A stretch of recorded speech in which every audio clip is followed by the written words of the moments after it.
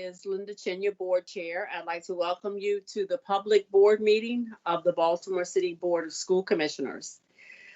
Just a reminder to our guests, if you have not already done so, please mute your phone and keep your mic on mute unless you are one of the people who is speaking.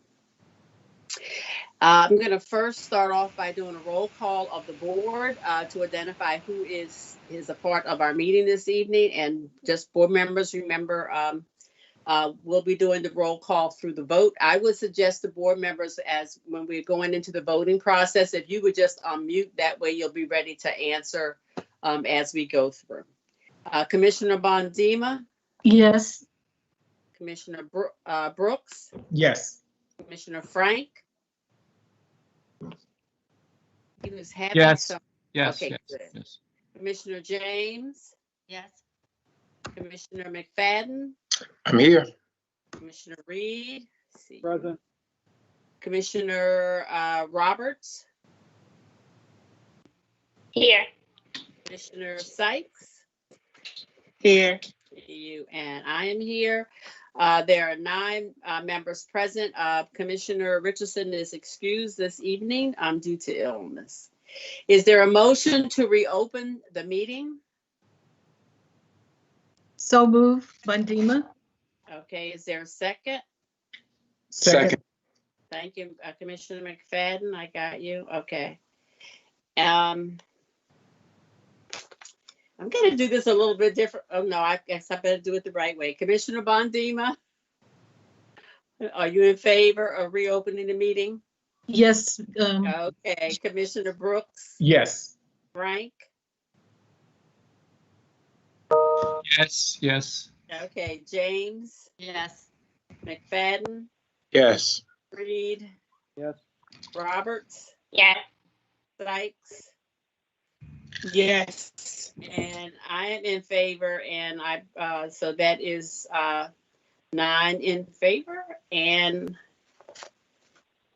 that motion passes. Thank you. At this time, I'm going to ask that we take some time to recognize the passing of some city school employees.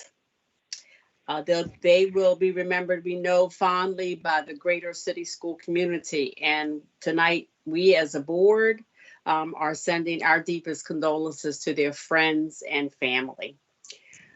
First is William Kiemig. I hope I'm pronouncing that correctly. Mr. Kiemig served in city schools for 5 years as a teacher at Wildwood Elementary. He unfortunately departed on September the 12th, 2020, and will be greatly missed by his family, friends, and the city school community.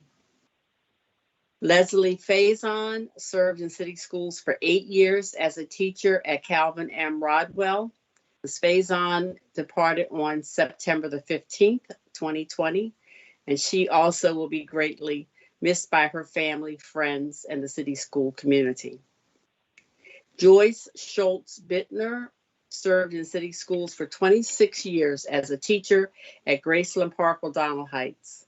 Ms. Schultz Bittner unfortunately departed on September the 14th, 2020, and will be greatly missed by her family, friends, and the city schools community. Could I ask if you would join me for a moment of silence as you remember these 3 staff members?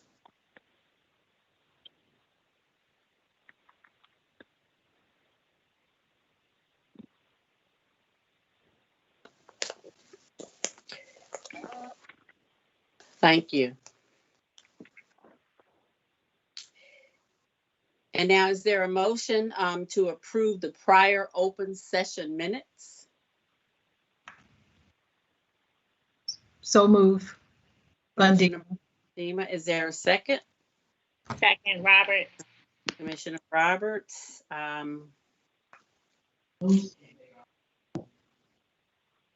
And those in favor, Commissioner Bondima, Yes. Brooks, Yes. Frank, Yes. James, Yes. McFadden, Yes. Reed, Yes. Roberts, Yes. Sykes.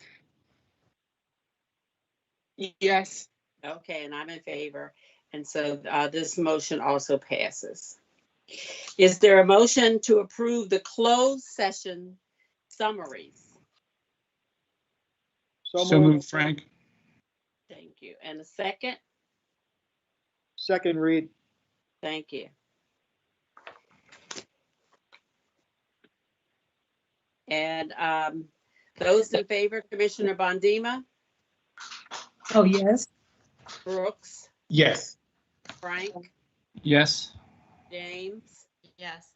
McFadden, Yes. Reed, Yes. Roberts, Yes. and I'm in favor. And so that is 8 in favor, and this motion also passes. Thank you. As the comments that I have for this evening, I want to take time on behalf of Baltimore City Public Schools to thank the myriad of donors who contributed to the COVID-19 Emergency Fund at the Fund for Educational Excellence on behalf of city schools. We sincerely appreciate their generosity during this unprecedented time.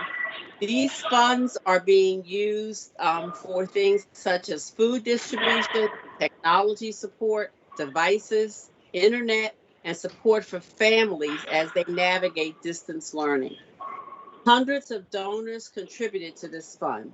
And while we would like to publicly thank each and every one of them individually, we're only able to acknowledge the donations over $5,000 by name. And so I'm going to share those.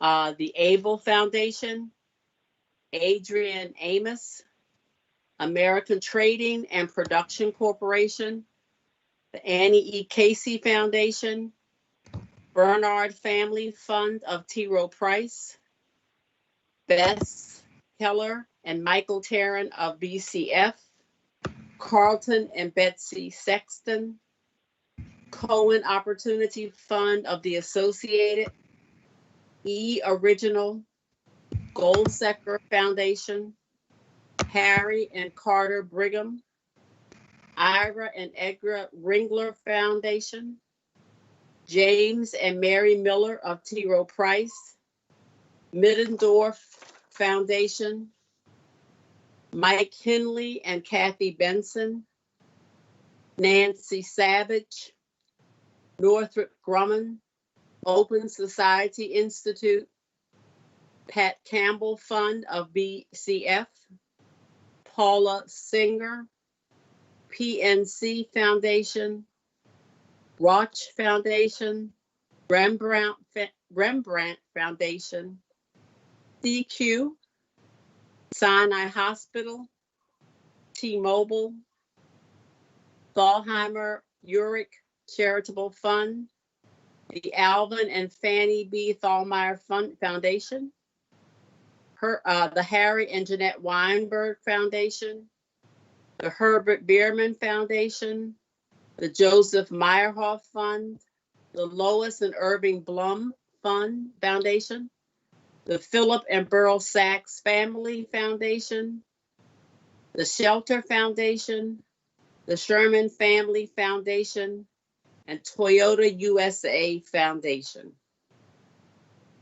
We would also like to thank the Fund for Educational Excellence for receiving these funds on behalf of city schools and supporting us through this period. In addition to the emergency fund, we'd like to publicly thank other donors who have contributed to city schools' efforts. These donors are supporting signature initiatives at the district, and we greatly appreciate their support.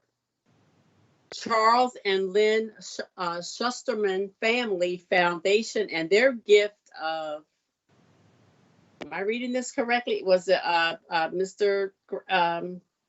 Christian Gant, was it 1 million or 600,000? It's 1,600,000. 1,600,000. That's so big, I could hardly believe it. Thank you. You're welcome. $1,600,000 towards summer initiatives. Family again. Under Armour, Who were they again? That was the Charles and Lynn Schusterman Family Foundation. I'm going to say that one again. $1,600,000 towards summer initiatives. Thank you. Under Armour Incorporated and their gift of $975,869 towards high school gym renovations. The Wallace Foundation and their gift of $145,000 toward the Equity Office. Dream Big Foundation and their gift of $116,360 towards the Cherry Hill Partnership. Annie Casey Foundation and their gift of $70,000 toward the Blueprint Leadership, and also their gift of $70,000 toward the Equity Office. The Baltimore Community Foundation and their gift of $50,000 toward tutoring. And the Baltimore Community Foundation's gift of $91,875 to support the district's Judy Centers. Chiefs for Change and their gift of $50,000 towards providing internet access. The Jacob and Hilda Blaustown Foundation and their gift of $25,000 towards the Blueprint Student Wholeness. Able Foundation's gift of $20,000 towards the CTE policy analysis. Mike Hinke and Kathy Benson and their gift of $5,000 toward the Be More STEM program. We will continue to publicly recognize our generous donors at the next board meeting, and particularly those who have contributed to the COVID Food Stability Fund. And to all of these folks that we've read, those even that we did not, a big thank you on behalf of the Baltimore City Public Schools for what you're doing to help our students. Madam Chair, Yes. should we be thanking Tina Highcover also, or no? Go ahead. I mean, I know Tina Highcover, her group runs this department, and I would like to thank her and her department for the efforts they made in raising the money. I think that's most appropriate. Thank you, and I see her here, so thank you, Ms. Highcover, and the work of your office in securing many of these donations and really telling the story of what Baltimore City Schools are doing. Would you like to say anything? Yes, thank you, Commissioner Reedy. Thank you, Commissioner Chinia. I would just also offer that there's a team at City Schools that works on this. Dr. Sarah Heaton, Chief Allison Perkins Cohen, Cleo Hirsch, the Fund for Educational Excellence, my Associate Superintendent Roberto, Monique Sims have all been sort of instrumental in getting these grants in, and Dr. Sankalisa, of course, and making sure we get these grants in. But thank you for the acknowledgement. It's been a lot of work, and we really appreciate the fund for really supporting us in these efforts. Again, thank you. Okay, that was great news. And now, is there a motion to approve the personnel, employment, and payroll, the PEP, and the quasi-judicial matters? So moved. Commissioner McFadden, second. Robert. Commissioner Roberts. Thank Yeah. you. Okay, and all those who are in favor, Commissioner Bondima?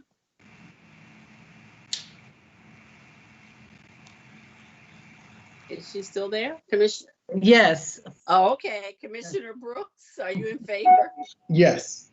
Commissioner Frank? Yes. Commissioner James? Yes. McFadden? Yes. Reed? Yes, thank you. Robert?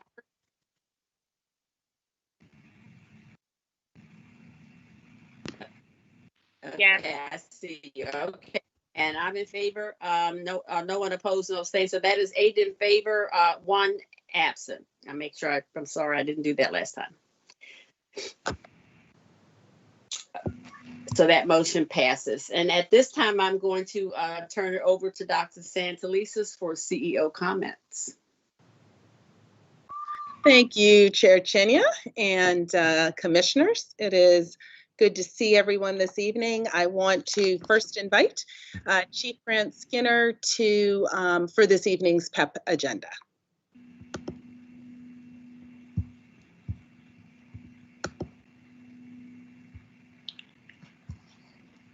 Thanks, Dr. Santelices. First tonight, Kiran Sandhu, Educational Associate for ESOL, is appointed Educational Specialist 2 for ESOL, effective October 14th. Next, Paris Crocker, former Coordinator of Specialized Learning, is returning to be appointed as Educational Specialist 2 for Specialized Instruction, effective October 14th. Tammy Evanovsky, Blended Learning Resource Teacher in Baltimore County Public Schools, is appointed Educational Specialist 2, Instructional Leadership, effective October 19th. Zahara Valentine, Principal at Baltimore Design School, is assigned Director of Educator Pipelines and Induction, effective October 14th. William Morant, Talent Manager, is assigned Director of Talent Management, effective October 14th. Diane Sellers, Manager of Teacher Recruitment and Selection, is assigned Director of Recruitment and Selection, effective October 14th. And Darren Brosine, currently Assistant Principal at Baltimore Design School, is appointed Interim Principal at Baltimore Design School, effective October 14th through June 30th, 2021. Thank you. Great, thank you, Chief Grant Skinner, for this evening's PEP. I do want to draw attention, as has become our practice, to Mr. Darren Brosine, who is in his 15th year in Baltimore City Schools. He was most recently an assistant principal at Baltimore Design School. Darren was previously a model and lead teacher at Forest Park High School, where he taught courses in social studies while also supporting new and veteran teachers over the course of 12 years. After graduating from Washington College in Chestertown, Maryland, Darren began his career here through the Baltimore City Teaching Residency. He holds a bachelor's degree in political science and a master's degree in teaching from Johns Hopkins University. Darren also trained to become a city schools principal through the district's new leaders program. Please join me in congratulating Darren on his appointment as interim principal at Baltimore Design School. I do know that former Principal Valentine's work over the many years. She has assured me on many of an occasion that she has succession planning in place. And so I think it's a statement both to her leadership as well as interim principal Brosine for his work as well. So welcome aboard and thank you. The board chair Chinya, took care of all of the donations for this evening, so she helped me along. In my comments, I did want to just draw attention to the Chiefs for Change donation that she cited came from the Players Foundation, specifically, so Chiefs for Change in collaboration with them. And then, also a thank you to all of the funders that Commissioner Chinya reflected, and particularly a lot of our local folks like Baltimore Community Foundation and others who stepped up, as well as our national partners. So thank you for that. That ongoing support is definitely needed. It's now my great pleasure to congratulate Mr. Wyatt O'Rourke, who I know affectionately, as many students do. Mr. O, who is the 2020 Teacher of the Year for the state of Maryland. Mr. O teaches, yay, give a shout out. Mr. O teaches 7th and 8th grade ELA, English Language Arts at City Springs Elementary Middle School under the leadership of Principal Rhonda Raquetta. And he is a nationally recognized educator for his work around social justice and promoting literacy. Mr. O also serves as the middle school team leader, the girls volleyball coach, the boys basketball coach, and a host of other roles at his school and in the community.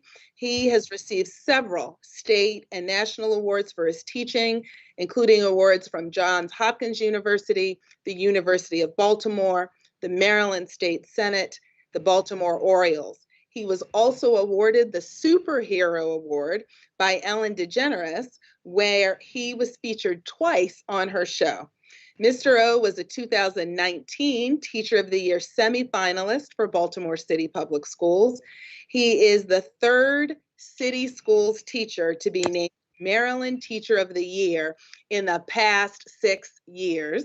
And I will just say I had the opportunity to visit, actually the privilege, his middle school students and some of his team colleagues allowed me the opportunity to sit in as we celebrated Mr. O.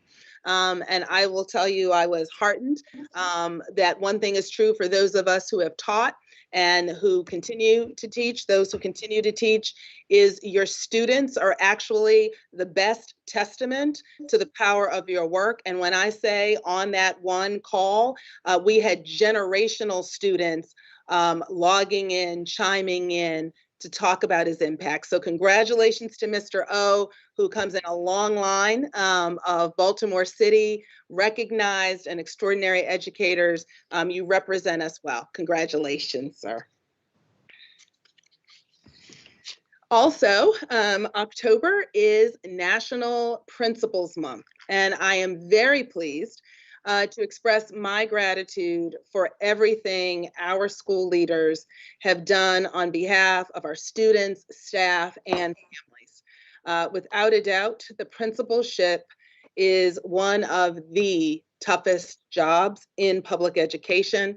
I am not confused by that, and that is on a regular day. But particularly in the middle of a pandemic, this job is weighty at best. But our principals continue to demonstrate the highest levels of leadership and dedication. I want you all to know that I am truly grateful for your commitment, and I am confident that you will continue to do whatever is necessary to enable our student success. I would also like to take this opportunity to congratulate this year's Heart of the School winners and honorees. As many have come to know, the Heart of the School really extravaganza or gala every year to celebrate our school leaders is, I will say, one of the events I look most forward to every year. Since we cannot celebrate their accomplishments in person at the Hippodrome Theater, as we normally do, we are inviting these principals to attend our next virtual board meeting on October 27th so we can recognize them publicly. And so in anticipation for that public celebration, I'd like to announce that the 2020 Heart of the School honorees first are Ashley Moore from Empowerment Academy, Brandon Pinkney from Walter P. Carter Elementary Middle School, Katrina Foster at Hamden Elementary Middle School, Principal Monique DeBye at Fort Worthington Elementary Middle School, and Tiffany Halsey at the Bel Air Edison Middle School. So congratulations to our honorees.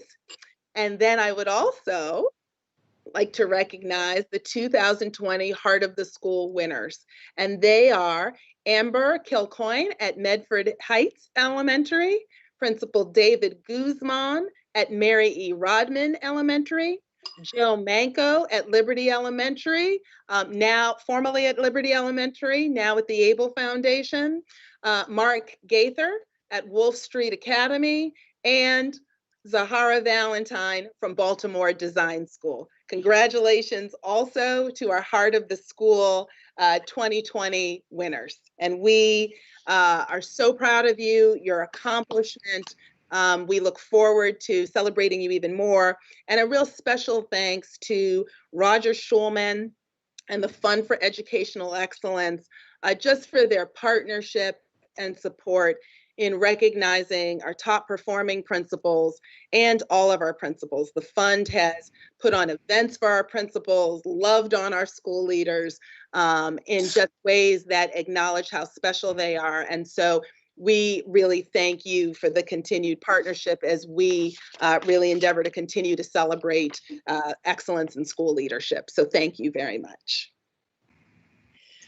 Speaking of wonderful accomplishments, I also want to give just a huge shout out to Cleo Hirsch, Sonia Goodwin, Baltimore City Parks and Recreation, and everyone involved in helping students at our student learning centers, especially the site leads, the proctors, and our rec and park staff.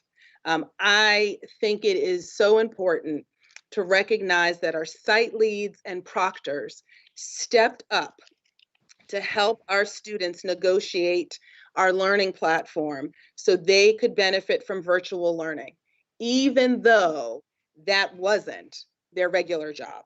Our proctors are normally bus drivers, they're bus aides, they're hall monitors, non-instructional aides, and our site leads are drawn from resident principals and other positions. As a matter of fact, I was telling some of the resident principals in that role that I met that they have probably had one of the best leadership immersion experiences that they will carry and will be a distinction, and I want to thank them as well.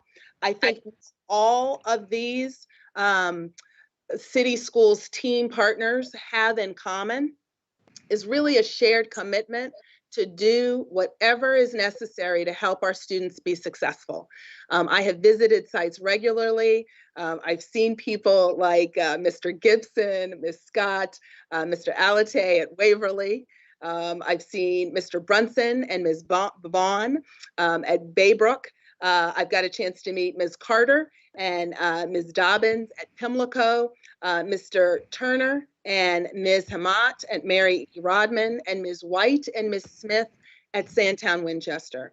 I wish I had time to recognize everyone, our cafeteria staff and food nutrition staff, and so many of the volunteers who've worked so hard to provide meals for our students and families since March, and for putting our families first, and for walking the talk on behalf of our young people. I've had the chance to see family members dropping their children off so they could go to much needed jobs without worrying about their children.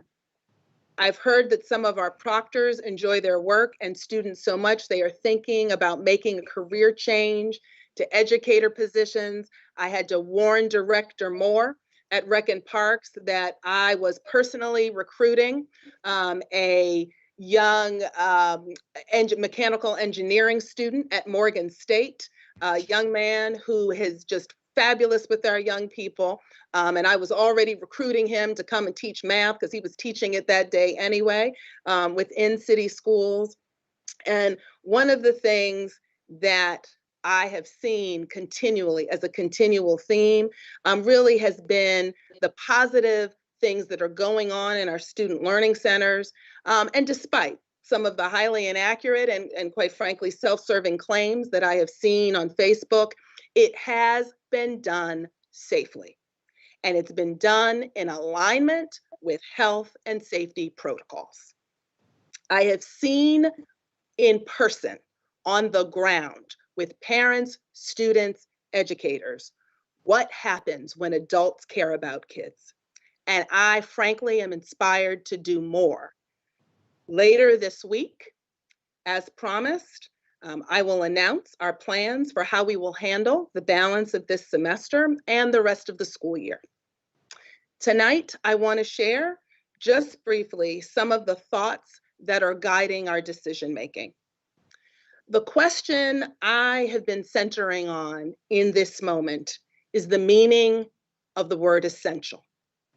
I've been thinking about what and who is essential. Our essential responsibility is to meet the needs of all our students, especially those who are most vulnerable. We know that not all of our students are thriving in this virtual environment. It's not working for too many English learners, too many kindergarten students. It's not working for too many of our homeless students. It's not working for the students who are not logging in every day. Before this crisis, we already had too many students not on the path towards family-sustaining income. Before this crisis, we understood the persistent impact summer learning loss has on students not engaged in sustained, meaningful summer learning. We knew about the compounded impact of missed classes and chronic absence, particularly on our students of color, our students from low income and under-resourced communities. We know these gaps, if unaddressed, become determinants of future quality of life indicators for our young people. We already know that education systems not centered in meeting the needs of all students have created inequities that persist to this day. I did not take this position as CEO to continue that path. We must disrupt. We have to meet our essential obligations to educate and meet the needs of all our students, including the ones we know we are not reaching virtually. I have been purposeful in taking stock of where we are and intentional in assessing our readiness to do more and what the essential conditions are for success, starting with ensuring our buildings are safe. We have to keep staff and students safe. That's essential. For some staff and students, continuing virtually will be essential. This includes ensuring staff and students who need health-specific accommodations receive them. We have and will continue to work closely with the City Health Department to ensure that we adhere to approved guidelines at every site, every day. What keeps me up at night is knowing that we have students who need more from us. We have to do more. We know the real life results for our students if we don't. We cannot add to the numbers of students who do not learn to read by 3rd grade. We cannot add to the number of students who graduate from city schools not prepared to earn a living wage. It is essential we do more, that we disrupt this cycle. Our students need and deserve more. The time requires more. That concludes my remarks for this evening. Thank you, Chair Chinia and Board of Commissioners. Thank you, Dr. Santelises. I'm going to keep that word. That's another definition for me for essential, and I want to thank you. As we talk about, and you mentioned awards for principals and teachers and things, I just want to publicly, on behalf of the board, just acknowledge that we are very proud because we have a CEO who is actually a finalist for a national award, and it's the Green Garner Award, which is an award for outstanding leadership in urban education. And I think just listening to your comments a moment ago, we can understand just why you are in that rank. And so we are hopeful. We know how we feel, but we're hopeful that that will play out in the end, and that we'll be coming back and saying that we actually have the winner of that award. But even so, we just want you to know how proud we are that you have been acknowledged in that way. And as you have said, that it is essential that we break this cycle and do what needs to be done for our students. So thank you. At this time, we are going to have our first item of information and discussion, and we'll have a presentation from the Office of New Initiatives. This is a request from AFIA Baltimore Incorporated to change their operation structure. And so I'll turn it over.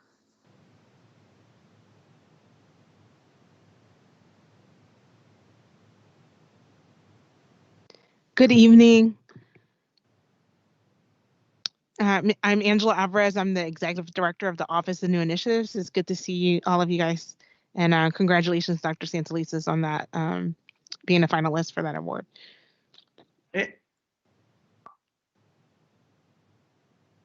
And good evening. My name is Trevor Roberts. I'm a specialist in the Office of New Initiatives.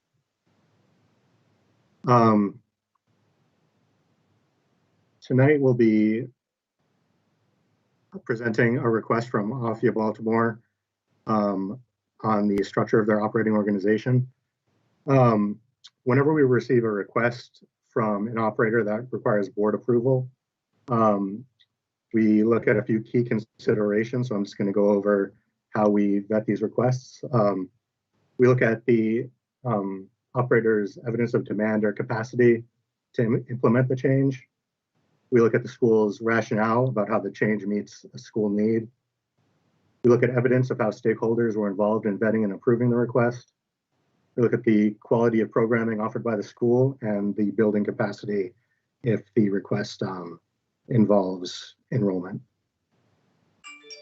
So when an operator submits a request to the Office of New Initiatives, we determine whether the request meets established guidelines. So that means, does it agree with the charter law and contractual obligations of charter schools and things like that? We vet the request with key departments in city schools. And then for requests that meet those guidelines, we present the request to the board for information, and the board will be voting on this request at the October 27th meeting. So this request comes from AFIA Baltimore, and just to orient the board to that organization, they run a network of 3 charter schools: the Bel Air Edison School, which serves grades pre-K through 7, AFIA Public Charter School, which serves grade 8. And just as a reminder to the board, Bel Air Edison and AFIA Public Charter School are going through a process of combining the 2 schools so that by next year they will be a single pre-K to 8 charter school. And that school will be called the Bel Air Edison School. So AFIA Public Charter School will become part of Bel Air Edison. And right now, the 3rd school that they operate is Tunbridge Public Charter School. So the contracts for AFIA and Tunbridge are currently held directly by AFIA Baltimore. And the contract for Bel Air Edison is held by Brems Lane Public Charter School, LLC, which is a subsidiary of AFIA Baltimore. The request that we're presenting to the board tonight from AFIA is 2 parts. The first part is to reassign the contract for Bel Air Edison School from the current LLC Brems Lane to Bel Air Edison School, LLC. These are actually the same organization. The reason for the difference in name is that Bel Air Edison used to be named Brems Lane Public Charter School. So this is an update to that organization to reflect the change in the school name to Bel Air Edison. Other aspects of the LLC's organization, other than the name, remain the same. The second request is to reassign the contract for Tunbridge from AFIA Baltimore to a newly created LLC called Tunbridge School, LLC. So as I said, this is a newly created LLC, but it will remain under the umbrella of AFIA Baltimore. And the newly created LLC shares AFIA's nonprofit status, tax ID number, operating board, and executive directors, and other aspects of the organization. The reason that AFIA is requesting this change is because they are going through a refinancing of some of the school buildings that they own privately. So as part of that refinancing, the school's lender is requesting these changes. The changes that we're looking at tonight will not affect school operations, and they are only regarding the legal structure and who holds the actual charter contracts. So those are the requested changes. So if the board has any questions, we can take those at this time.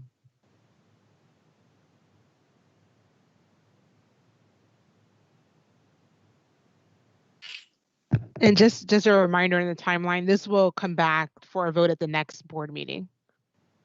Okay. If a board member has a question, if you just state who you are, and go ahead. If not, okay. Well, hearing none, then thank you. And that, as was stated, we will be voting on this at the next board meeting. Please note the current screen that indicates if there are additional questions, how you can contact that office in terms of submitting those. Thank you. Thank you. Thank you.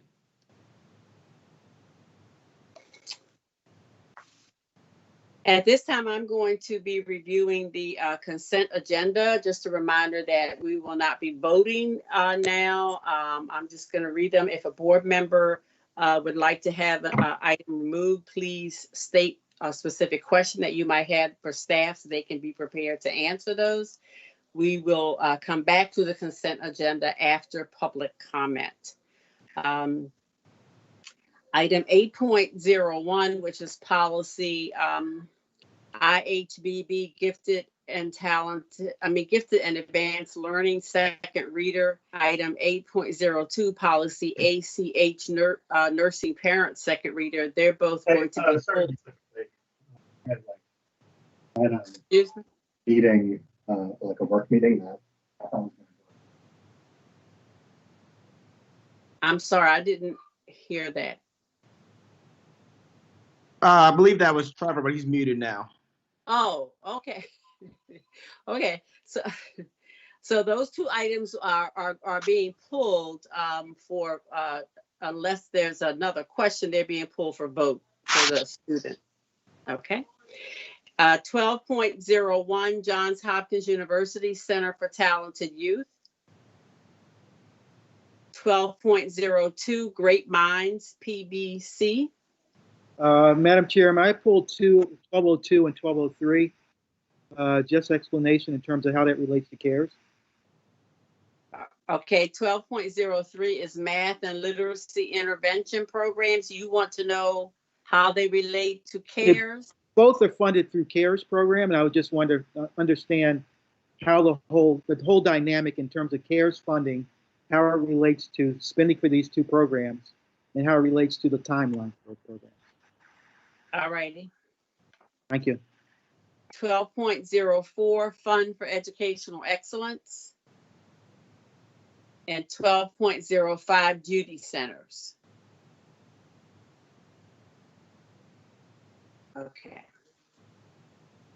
So we have 4 items that have been pulled, 8.01, 8.02, and then 12.02 and 12.03. Okay. So now we will move into public comment. Reminder that speakers from recognized groups have the opportunity to speak for 5 minutes. And first we have a video, I believe, from Ms. Diamond Tay Brown, who is the president of the Baltimore Teachers Union. Madam Chair, we usually try to wait until 6, actually. Oh, sorry about that. You know what? I forgot. I took my watch off and then forgot to take a look at my watch. Okay. So then let's. If the other information, if move to the other information item then. Thank you very much. We'll come back to that at 6 o'clock. The other information item, which is the financial update, if the finance office is ready and can. Thank you. You're muted. Thank you, Madam Board Chair. Can you hear me? Yes, I can. Thank you, Mr. Dirty. We're happy to go now at any time. And I will project my screen. And if Madam Board Chair, I could ask you to confirm that you're seeing my screen for that kind of reassurance before I launch in. We see your screen. Excellent. Thank you very much. My name is Chris Doherty. I'm the Chief Financial Officer. And tonight we'll be talking to you about a financial update, which will include, importantly, the FY20 financial summary closeout, which was recently concluded, and how that closeout impacts our current situation and looking forward. And I will also be joined later on by Deputy Chief Mary Ann Cox. And we're very happy to have this time with you all to update you on the important item of finances. An earlier draft of this, I think, had some mention of some enrollment adjustments.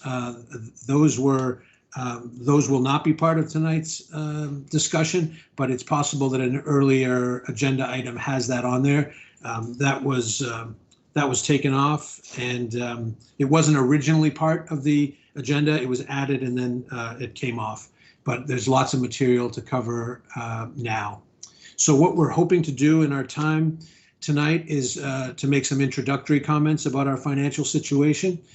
We want to talk about closing the gap, and the gap there from the financial point of view was the financial gap that we were staring at in the difference between all of the new COVID-related costs that we were experiencing and will continue to have, and the additional COVID-related revenues that we got from federal, state, local, and some philanthropic sources. From there, we will talk in detail about the FY20 general fund, including revenue, expenditures, and uses, which is the standard way to present it.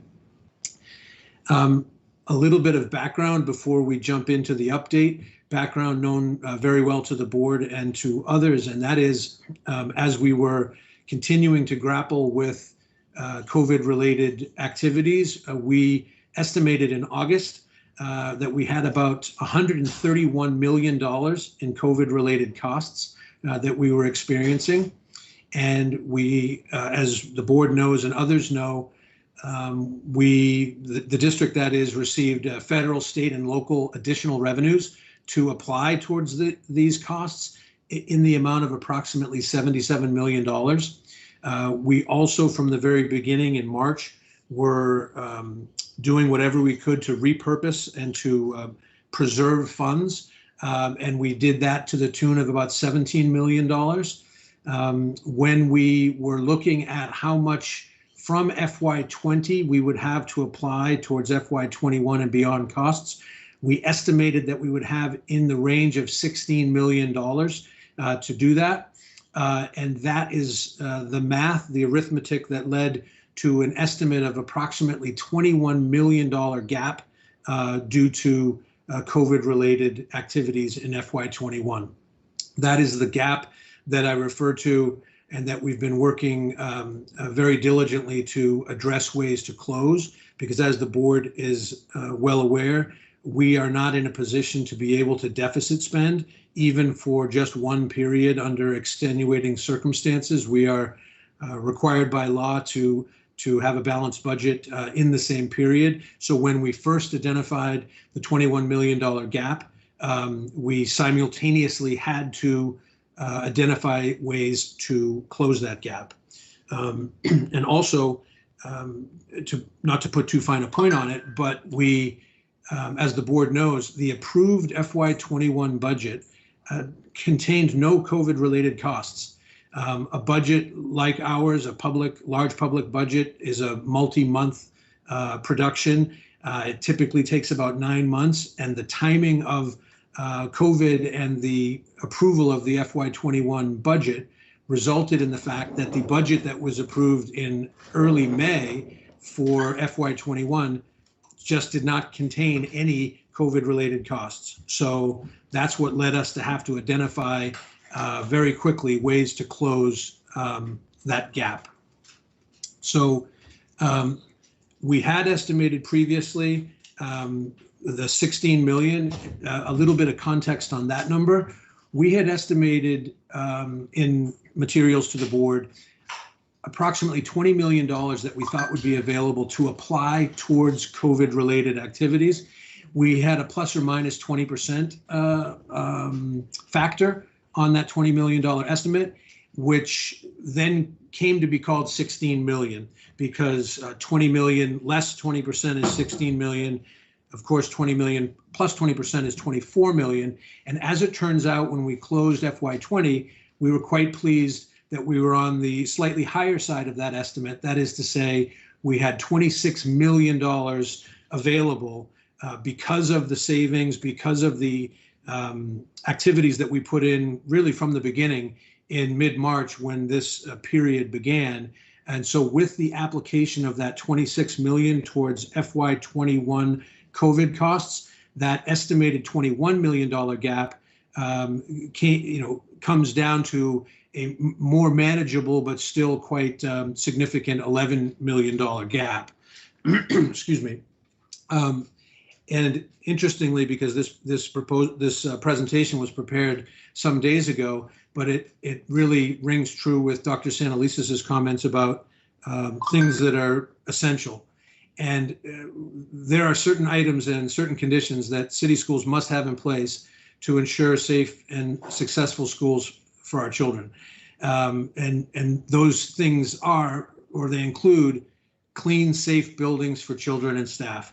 There's just no way to proceed with any kind of instruction if you don't first ensure that you have clean, safe buildings for children and staff. Related to that is we need to have ample supplies of personal protective equipment. And we have to continue to have connectivity devices and support for our students to address the digital divide that came out so clearly in recent months. So those are just some examples of absolutely essential items and conditions that we have to have in place. And again, the FY21 budget was passed, and it didn't have any PPE COVID related costs. So with the 26 million that we were able to harvest in the FY20 closeout, we did what we know Dr. Santalisis and you would have us do, which is we aimed them directly at these must-haves, these absolute non-negotiable items like building safety enhancements and increased cleaning for 9 million. 8 million went to, or has been set aside for, it hasn't already gone to, PPE, barriers, safety signage, and reminders. And the 9 million is for connectivity, technology, and ongoing support. The items that hopefully show in your slide as red, those red amounts, not in the original FY21 budget, represent the 26 million referenced at the top. Now, just a couple of quick comments, because as we all know, there are deeper stories behind all of these. But on the clean and safe buildings, we just one item, just air filters. I think our amazing operations team has learned even more about air filters than they already knew, which was quite a bit. But typical air filters are not sufficient in these extraordinary circumstances. There are special MERV 13 air filters, among others. Some air filters can be incorporated into the HVAC systems of schools. Other schools that are not yet tricked out with HVAC systems need to have standalone air filtration systems, and operations absolutely positively has to have the necessary funds to do all that, and they will, and they do, because these are essential, like Dr. Santalisis said. But just those air filters alone, to give an illustrative example, that's several $1 million right there in costs that were not part of any FY21 budget. The PPE that we're all now so familiar with, even something as straightforward as 3 student cloth masks, or 3 student cloth masks per child and 2 adult masks, that's over $250,000 masks right there, just as a starting point. Let's face it, kids forget their masks, kids lose their masks, and let's also admit that adults forget their masks, and adults lose their masks, and we can never not have enough masks. So we will always have enough masks. We will always make sure that we have ample supplies. That's just meant to be just a little bit of a slightly deeper dive into some of these categories and the importance of having sufficient funds to do these. One other comment is when we talk with our peers across the nation and they're dealing with the exact same thing, we find that in every district, the funds that they got from the federal government, we found that every district was appreciative of the funds that they got, and every district says it's not enough. It isn't enough. It's not even really close to enough. And that's what led us to take proactive steps to make sure that we had sufficient funds for the essential activities that we're charged with providing funds for. So as the board knows, and as the system knows and the public knows, from the very beginning, we have endeavored to save funds wherever possible. We implemented a spending freeze. We implemented a hiring freeze in the spring. We reduced third-party contractor costs wherever we could, contract by contract, and we renegotiated transportation contracts. Those things bore fruit. They were not easy steps, but they did bear fruit. And later on in the presentation, we will walk through where we had surpluses by category when we closed out our FY20 books. And for those who may have to check or who are less familiar, the FY20 year ended 6/30/20. So FY20 went up till the end of June, and then FY21 began on July 1st. And we've been managing ever since with those funds. We're finding that this is really more of a marathon than a sprint. I think a lot of us were hoping that this period would be measured in weeks or months, and it's going to be measured in years. And we have adopted an attitude that reflects the immediacy of needing the absolutely essential items and conditions for our students as they prepare to return to in-person learning, while at the same time knowing that this is not just an FY21 challenge, it's an FY22 challenge and beyond. So this slide that hopefully you're looking at is showing how we did things beginning in FY20, and we're continuing to do them in FY21. And frankly, we proposed, and they were agreed to take multiple prudent steps to adapt to our very new and different reality and ensure financial stability for FY21 and beyond. We discontinued the employment of temps, which was a difficult decision, but it represented millions of dollars in savings.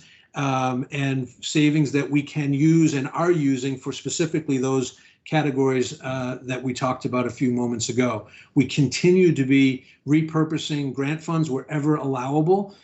Different grants have different allowable uses, and you have to go grant by grant and see what can be done with those funds and what may not be done with those funds. And where appropriate, we have repurposed those grant funds quite energetically. And we've also we continue to have a hiring freeze at the school level and also now at the district level, all with those goals in sight.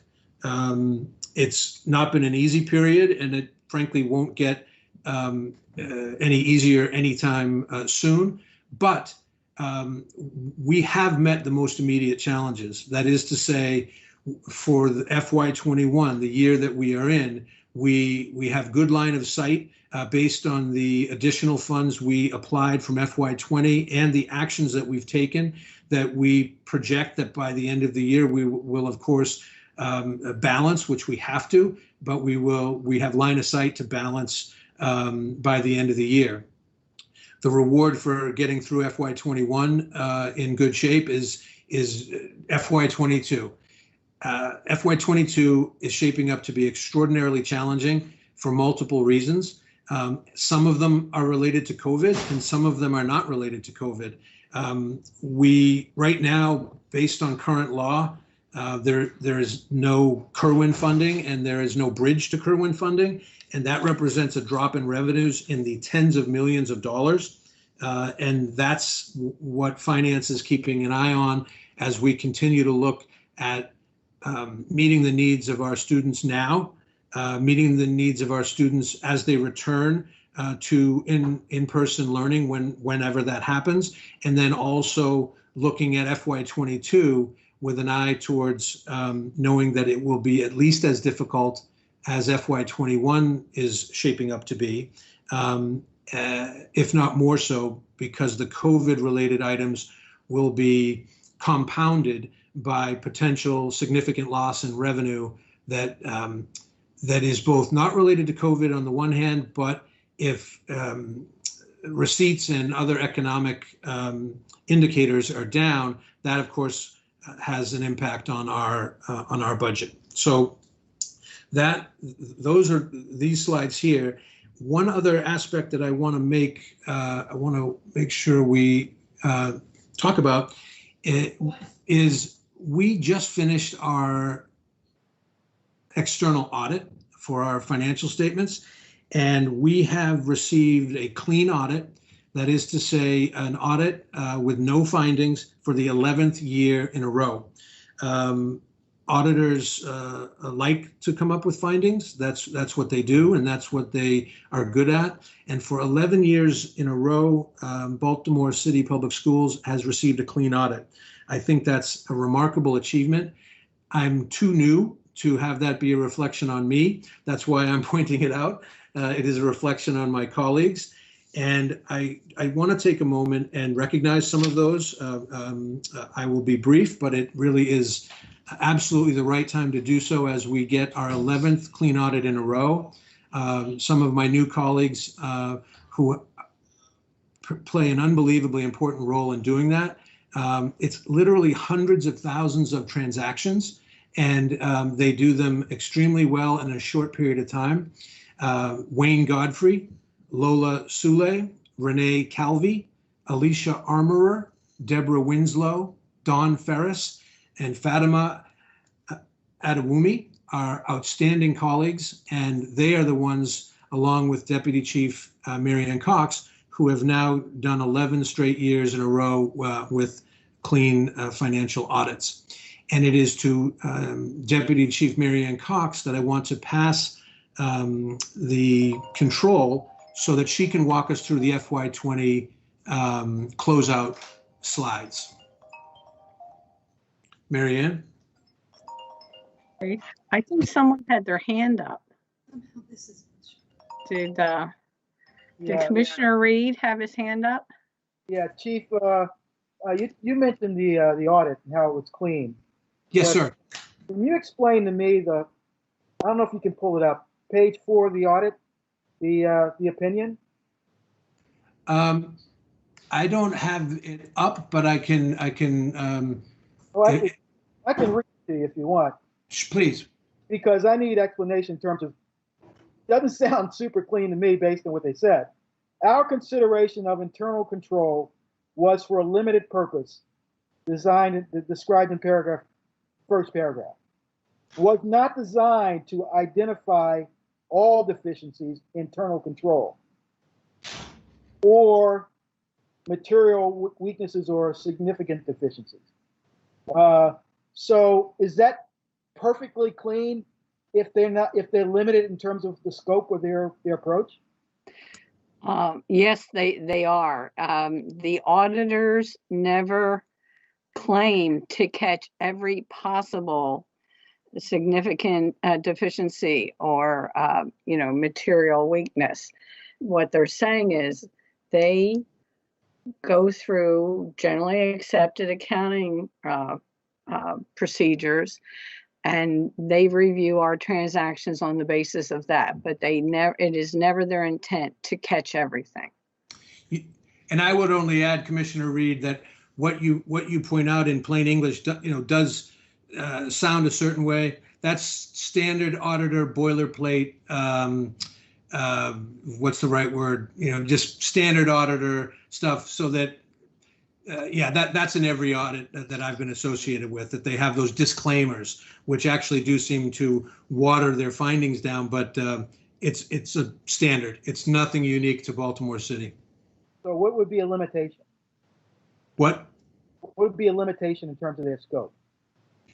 Well, I take what you read as standard limitations. In other words, they reserve the right that there may be things that they didn't review. You can't review all things. But when I say clean audit, and I think it's generally the accepted usage of it is they have no findings. They have a report and they say what they say, but they don't have an associated findings of a findings letter. And so when you have findings, it's not a clean audit, and when you don't have findings, it is a clean audit. That was the point I was trying to make, and I hope it came across that as I'm pretty much a new arrival, I felt it was okay because I'm too new to have that seem like a compliment to anything I've done, but rather what Mary Ann and my other colleagues have accomplished. Okay, I just saw limitations and deficiencies. Yeah, I think I can actually find out more, but my strong feeling is that that's standard auditor boilerplate. Mary Ann, do you want to project for the next tabular slides? Well, since yours is already up there, why don't you just go on to the next slide? By all means. Okay. Mary Ann Cox, Deputy Chief Financial Officer. I'm going to present the slides on general fund revenue, general fund expenditures, and summary of general fund revenues, expenditures, and uses. Okay. This is as of June 30th, 2020. You can see the various revenue by sources that we have there. The first is the state of Maryland. You can see we get the most significant part of our revenue from the state of Maryland. The balance that we did not get there relates to non-public revenue. When the schools were shut down, there were some services that were deferred for a period of time. So that's what that one is related to. The city of Baltimore, spot on, right to the penny. Yes, I see a hand up, Commissioner Reed. Do you have a question, Commissioner Reed? Hand should be down. Is it down? Oh, no. So we'll just. It's down now? It is now. Thank you. Thank you. Okay. So the city of Baltimore, the revenue is right to the dollar. Federal sources of revenue, you can see we're under budget. The federal sources include ROTC, Impact Aid, E-rate, and Treasury subsidy. The underages occurred this year in E-rate and Treasury subsidy, but it may just be that the revenue will flow over into the next year. The next line is interest income. So you can see that we had significant interest earnings.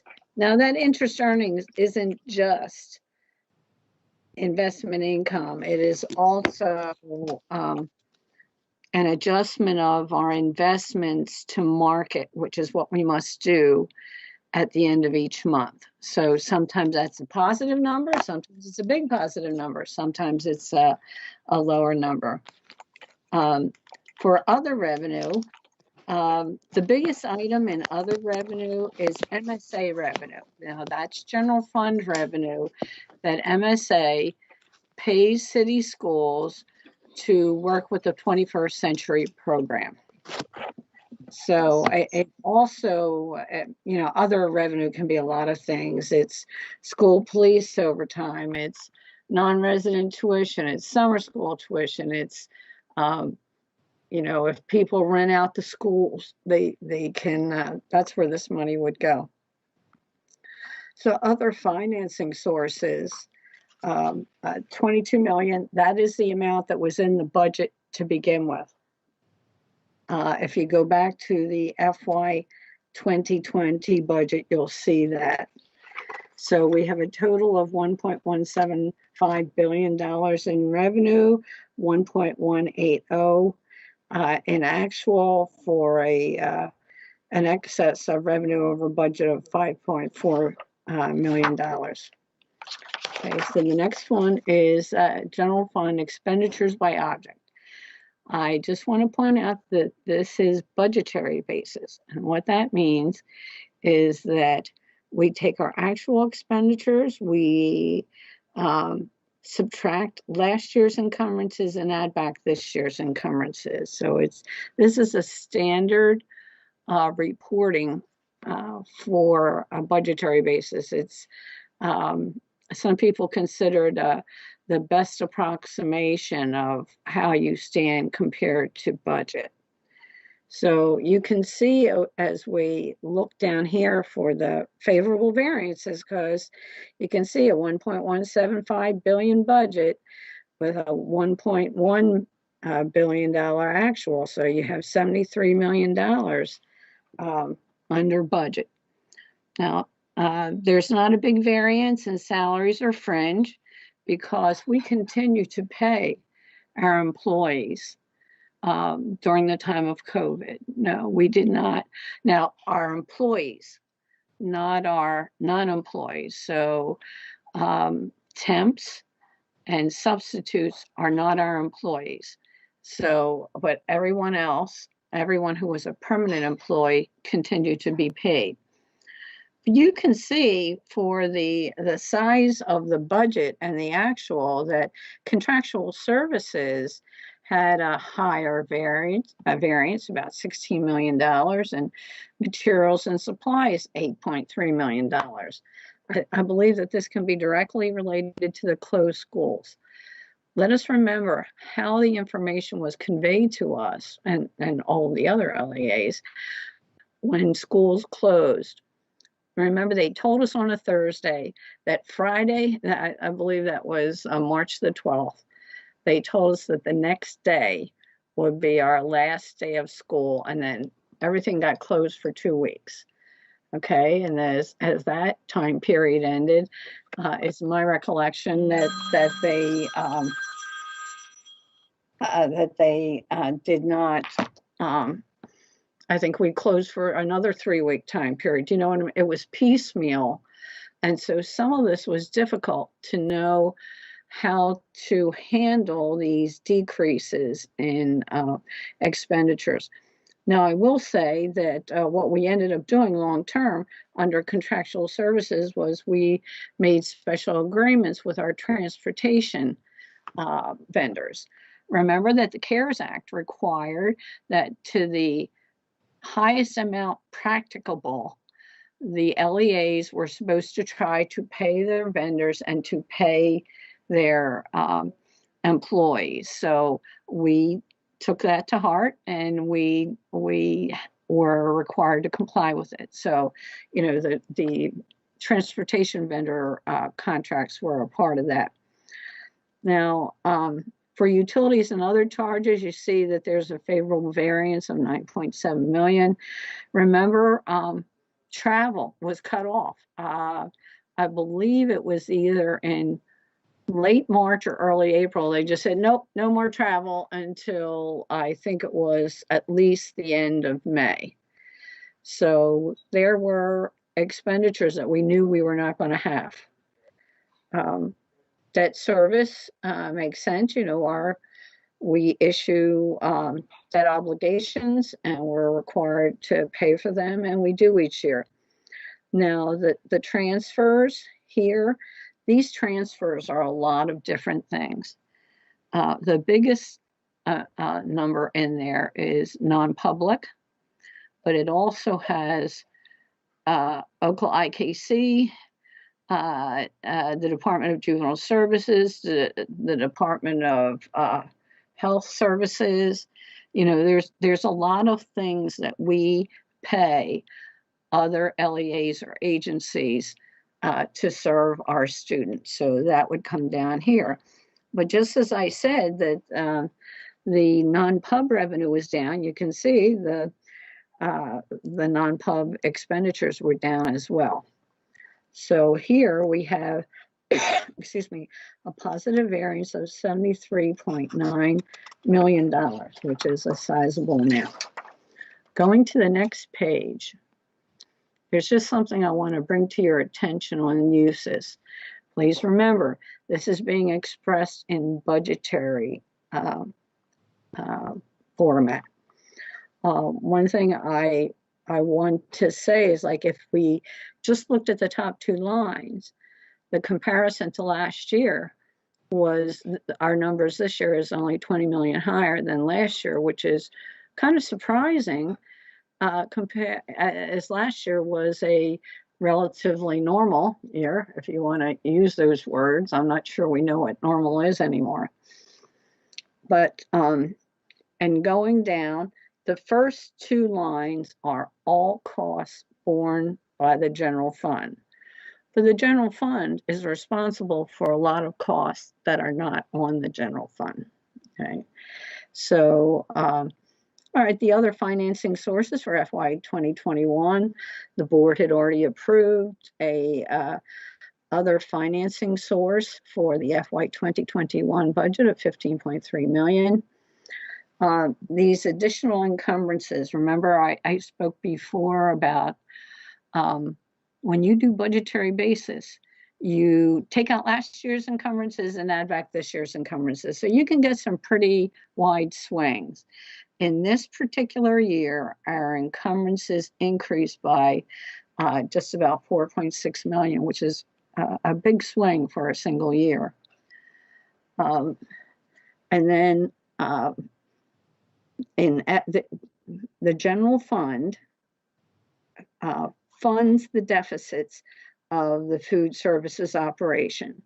So as we close the books for FY20 for food services, we had to do a fund balance transfer of $11.2 million. So, excuse me. So we have net operating results of $48.2 million. And then according to the fund balance policy that we have, the board delegates their authority to approve assigned fund balance to the CEO. So generally what happens is the CFO reviews a lot of possible uses, and then there are multiple conversations back and forth with the CEO. And then this year, as you can tell, it just it appeared to be the best use of the money for COVID uses. So the first one, we have building preparation, cleaning, and safety enhancements for $9 million. So that's to support return to in-person learning. And we have PPE, barriers, and signage. That's safety items to support return to in-person learning. So that's $8 million has been set aside. And technology and connectivity support. $9 million has been set aside so that city schools can ensure that students and staff have necessary resources to learn. You know, when we're in a world where our students are learning remotely, they must have the equipment and the connectivity to be able to get access to the learning platform. Now, what we had done for food services for next year, this is an increase from where we were as we closed our FY 19 books to 20. So we increased it by $19.5 million to support meal services during the COVID response in FY 2021. So hopefully, you know, I've heard that our meals have been increasing, and that's very good news. So we'll look for other good news as we move along. And then we have an ERP system increase. This is to help various departments increase critical staffing support during the transition for the district-wide systems. We have just put the RFP for the ERP system out. I believe it was last Friday. So we're very much in the beginning phase of that. But as we move along through the various phases, we're going to require some contractual staffing to assist city schools, you know, so that we can have some of our staff work on the new ERP system, yet get everything done that must be done. So those would be the uses of the $48.2 million. Are there any questions?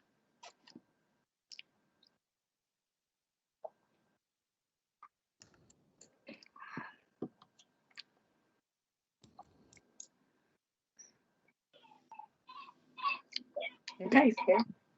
Thank you. Well, If any other questions come up at a later time, please send them to us. Thank you. Thank you. Thank you. I just highlight one thing again, folks, and I want to make edits in our minutes over and over. I'm hearing an echo. I'm sorry.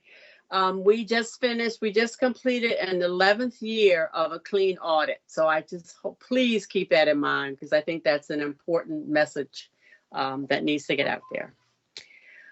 I'm going to move back now. Madam Chair. And thank you. Yes.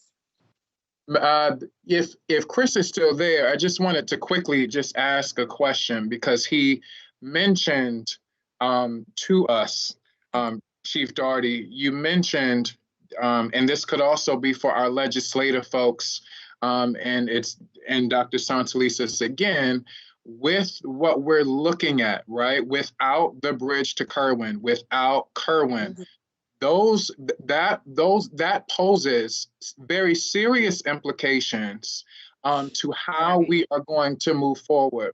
And I'm just curious to know, I mean, I understand everyone's advocacy, you know, about a myriad of things, but given the fact that city schools has been underfunded, right, and disenfranchised for so many years beyond local control,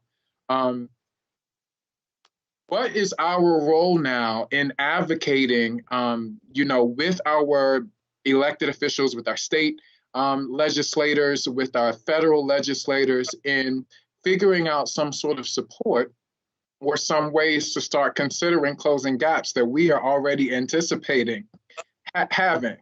And so we see that, yes, contractual folks, you know, we had to make tough decisions. The system had to make tough decisions because of where we were. And I appreciate you, Chief, for explaining that. But now as we're moving forward, we know that this is just going to continue to grow. So what then should be, you know, some things that we should be doing and anticipating as we move forward, for the sake of our children and our communities that are already suffering and struggling. And clearly, COVID is just exacerbating all of the inequities that have existed for generations. Commissioner McFadden, I couldn't agree with you more on your comments. And I think that, and I'm glad you raised them from my presentation, because just to say it again, on the COVID part, the additional funds that we have received are not even close to the additional funds we need to spend. And I don't know any district that thinks that it is close, and that's just COVID, as you point out. Then there's the whole existing, the pre-existing situation, which was problematic as well. For example, the revenue cliff that we may be going off in FY22 is in addition to the gap between the COVID costs that are very real and we stack up and don't seem terribly discretionary, right? That when you look at a stack up of COVID related costs, I defy people to say, well, that wasn't necessary and that wasn't. They're the definition of necessary, and the funds that we've been provided are insufficient. I don't want to speak above my pay grade, but I just think you're absolutely right to focus on that it's just in plain English, we do not have enough funds to do what we must do. And I'm rooting.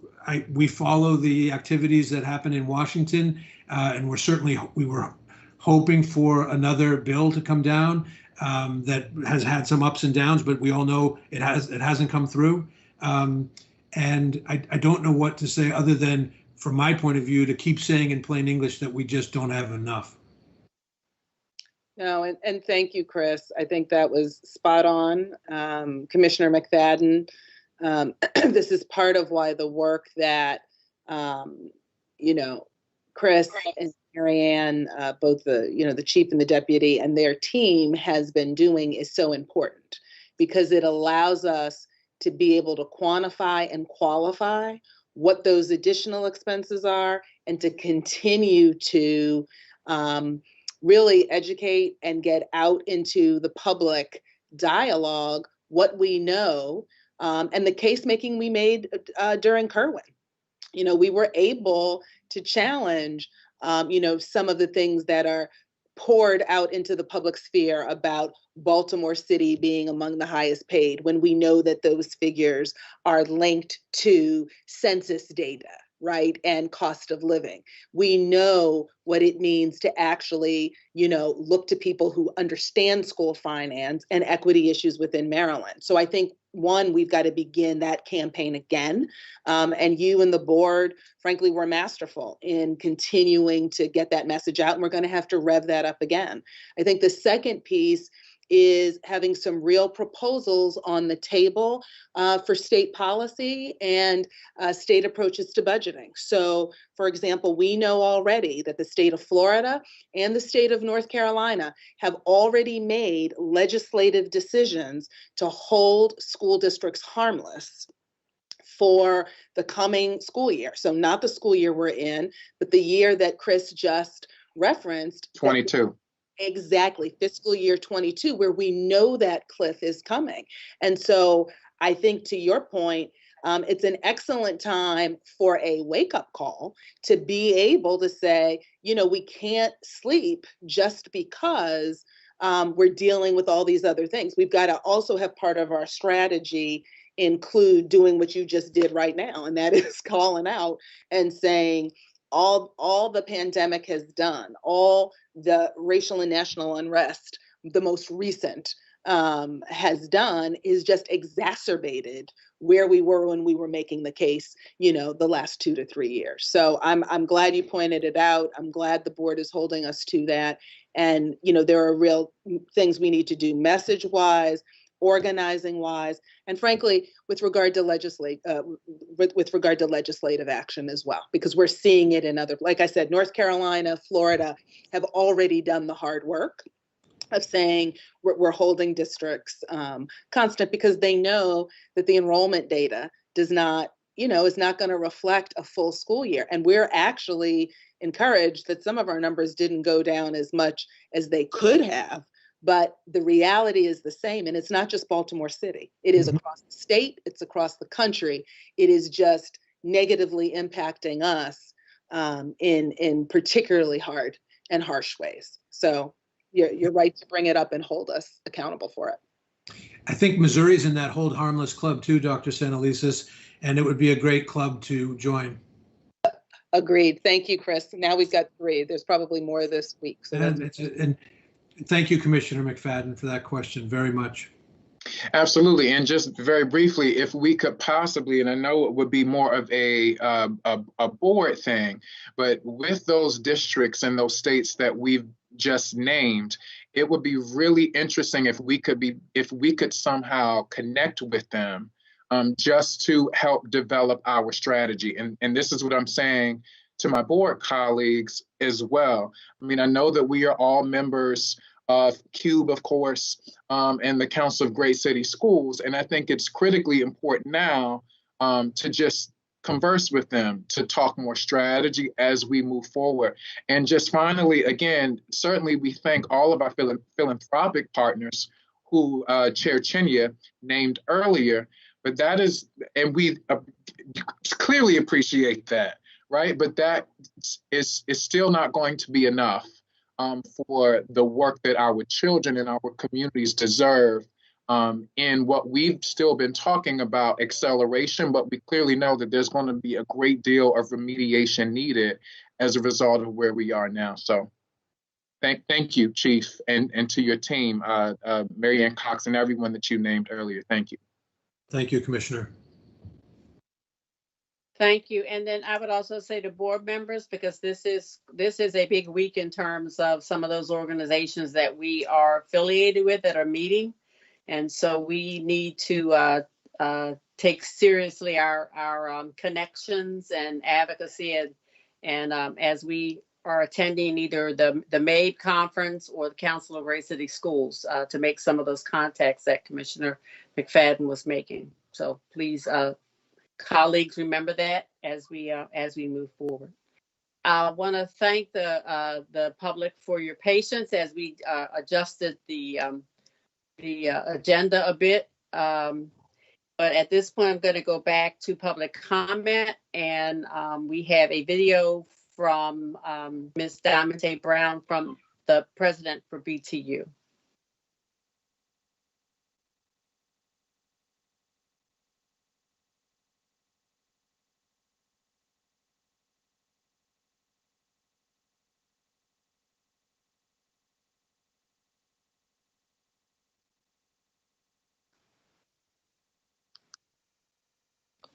We don't have sound.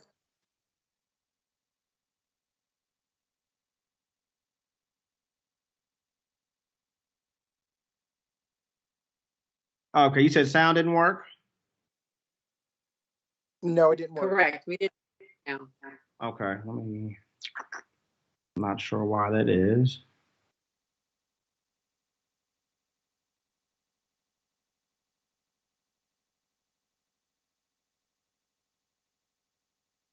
Try something else.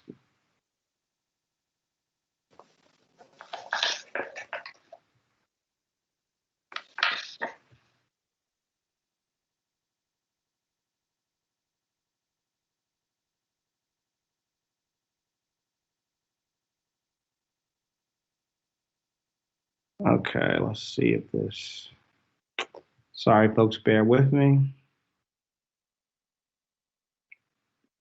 Full virtual learning. Is this working? To partial virtual learning and partial in-person learning, the district's proposed hybrid model. But Christian, can we start it from the beginning? Okay. Good evening. It's become increasingly clear to BTU members that the CEO and the board have a keen interest in placing small groups of people in school buildings or work sites, and that transitioning from full virtual learning to partial virtual learning and partial in-person learning, the district's proposed hybrid model is one way to have small groups of people return to buildings for the purposes of operations or instruction. The BTU understands that the board believes that allowing small groups of people to return to buildings is safer than having all staff and students return to buildings. We also understand that one of the board's main justifications for having small group instruction, which may include transitioning into a full hybrid model in buildings, is to meet the needs of certain learners, like those learners that are learning English as a second language, those learners that may receive special education services that can't be delivered remotely, and those learners that continue to be disengaged from the learning process altogether.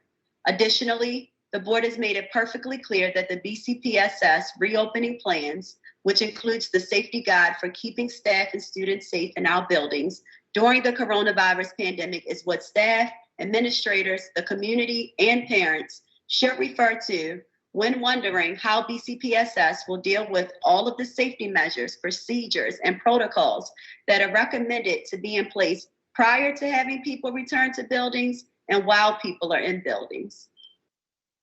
It's important that the board and everyone else in the BCPSS community has a clear understanding that the BTU does not trust nor has evidence to believe that the BCPSS reopening plans, including the safety guide, are 1, complete, 2, being implemented properly, or 3, well-known and understood. We do have evidence and admittance that 1, the plans are incomplete, See Appendix D if you want a brief example of incompletion.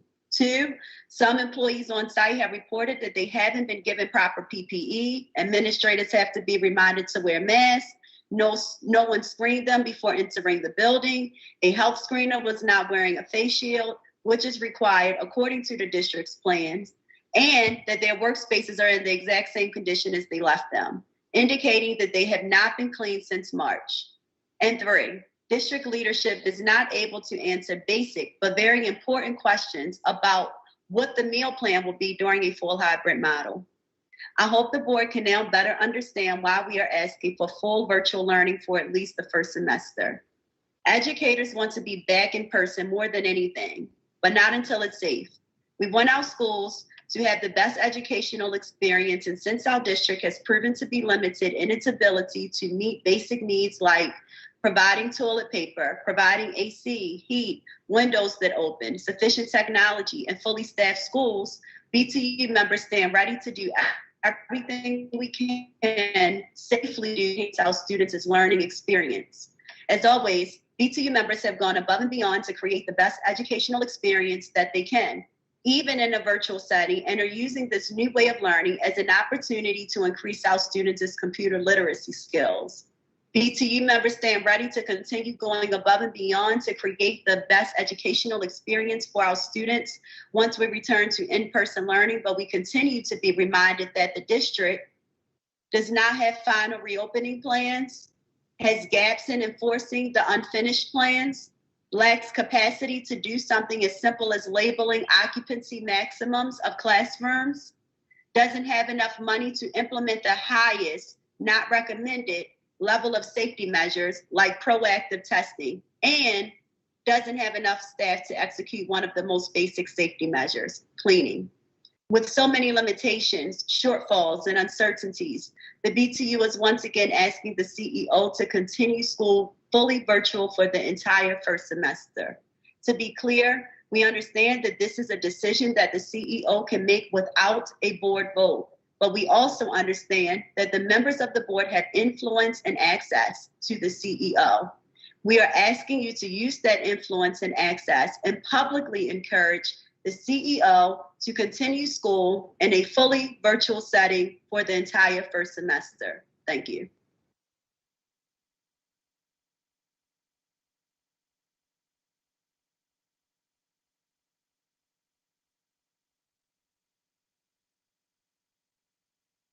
Next, we have Ms. Melissa Joberg, who's representing the Parent Community Advisory Board. Hello, good evening. Good evening, board members. My name is Melissa Schober, and I am a Disability Rights Maryland appointee to the Parent and Community Advisory Board, or PCAB. On July 20th, City Schools announced that it would begin the year virtually and would provide an update on its next steps no later than October 16th. We are now just days away from an expected announcement regarding the continuation of virtual learning, the start of a hybrid model, or a full return to face-to-face instruction for 79,000 children and their families. PCAB has listened to the concerns and questions of students, families, and the community regarding reopening. I'm sure it will come as no surprise to the board that residents hold a myriad of opinion on whether schools should reopen, for which students, and on what timeline. In an effort to fulfill our statutory mission in advising this body, PCAB wishes to convey some common themes from our discussion and meeting. Safety.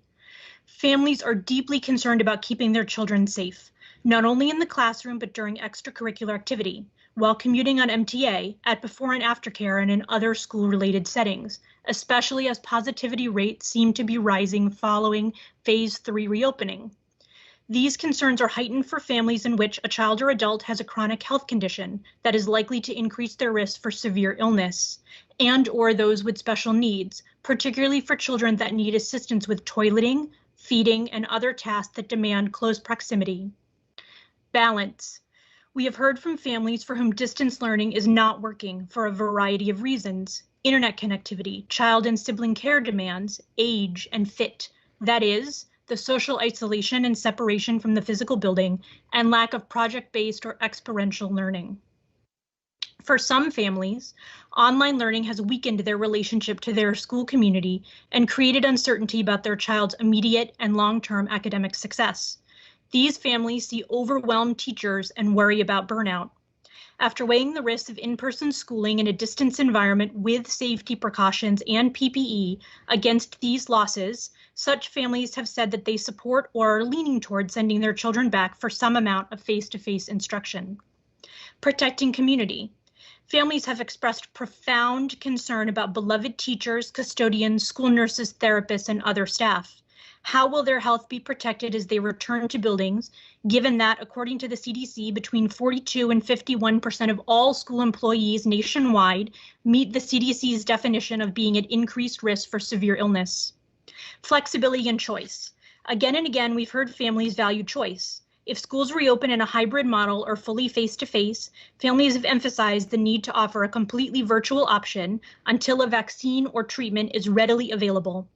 In the event the district reopens schools, families have said virtual programming must be robust and include ongoing technical support, must not force them to choose between physical safety and appropriate education, must not constitute a change of placement for children with special needs, and must serve students learning English. Worry. Families are aware that Black and brown children are more likely to be hospitalized with COVID, while also grappling with the reality that Black and Latinx adults are much less likely to be able to work from home than white workers. The simultaneous pressures on Black, brown, and working class families in the midst of national austerity is evident in the questions we receive, in which families express feeling intense stress. We ask that the board and administration keep these themes in mind as you decide on the form and function for the remainder of the school year. No matter what course the district chooses, families in the community have expressed that immediate, accurate, and accessible communication is critical as they weigh their options. They have told us that such a plan must include information on whether and how students and personnel will be screened and tested, who will pay for such testing, particularly for the uninsured and uninsurable families, how screening and testing results will be conveyed while protecting privacy, how PPE will be provided to students and personnel and on what basis it will be replaced, how distancing will be maintained, most especially in buildings that, as per the Comprehensive Educational Master Facilities Plan, are already at or above capacity, how ventilation systems will be initially evaluated and reevaluated, the contact tracing, isolation, and quarantine procedures for students and personnel in the event of an exposure or positive test, including for students riding public transportation. The positivity thresholds for closing and reopening schools, how families, teachers, and the communities can report concerns with safety protocols and procedures without fear of retribution or shame, how reported concerns will be investigated and the remedy communicated back to the complainant, the plan for counseling in the event that a student or staff member falls ill or passes away. The list I just read is not meant to be exhaustive. Rather, it is meant to address the need for consistent, timely, and accurate information from the school system to families, not just a text survey that only allows yes/no answers or asks parents to reply 1 if you believe your child is making academic progress and 2 if they are not. In the absence of complete and reliable information, individuals will inadvertently share half-truths and rumors, leading to confusion, mistrust, and further burdening children and families already under duress. PCAB strongly urges the district to release a detailed plan in English and Spanish for ongoing communication with parents and families, alongside whatever other information will be released on October 16th or before. PCAB would like to partner with the district in developing, refining, and evaluating the opportunities and challenges in any communication plan. We hope to share our expertise and lived experience as parents and community members to strengthen the district's efforts in making whatever lies ahead successful and safe for our children and the hardworking staff of city schools. They deserve no less. Thank you.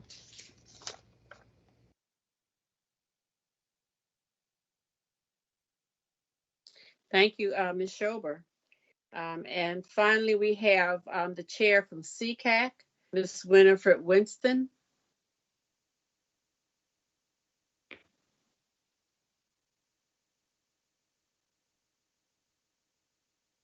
I don't see Ms. Winston, although I'm not sure if that 443-986 is her, but if you're on a phone, I believe if you use *6, it should unmute you if you're on a phone.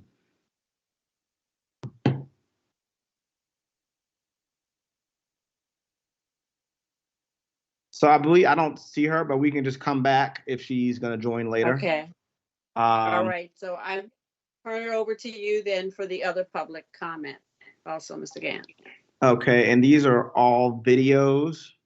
So I'm going to start from the top. We have Miss Angelique Kane, and she wanted to speak on reopening.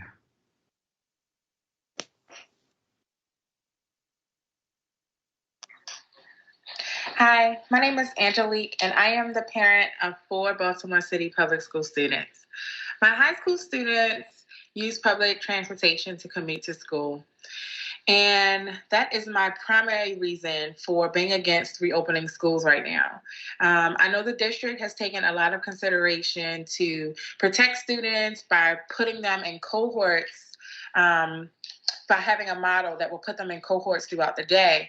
But I believe that the cohorts become null and void when students that use public transportation get back on public transportation. They are then being exposed to the public, and there's no way to control that environment.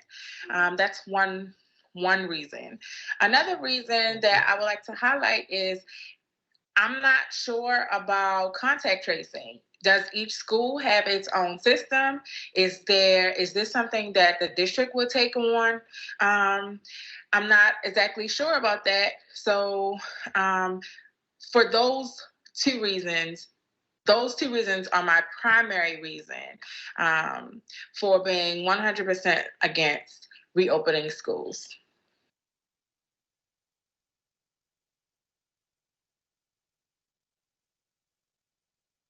Okay, give me one moment. Next, we have Natalia Sklonik,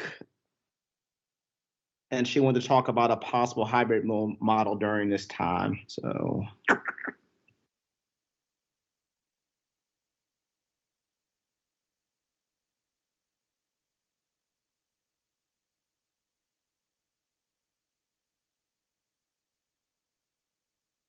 Hi, my name is Natalia Skolnick. I have a kindergartner at Federal Hill Prep Elementary School, and I am filming this to send to you for my quiet space in the house between synchronous and asynchronous time.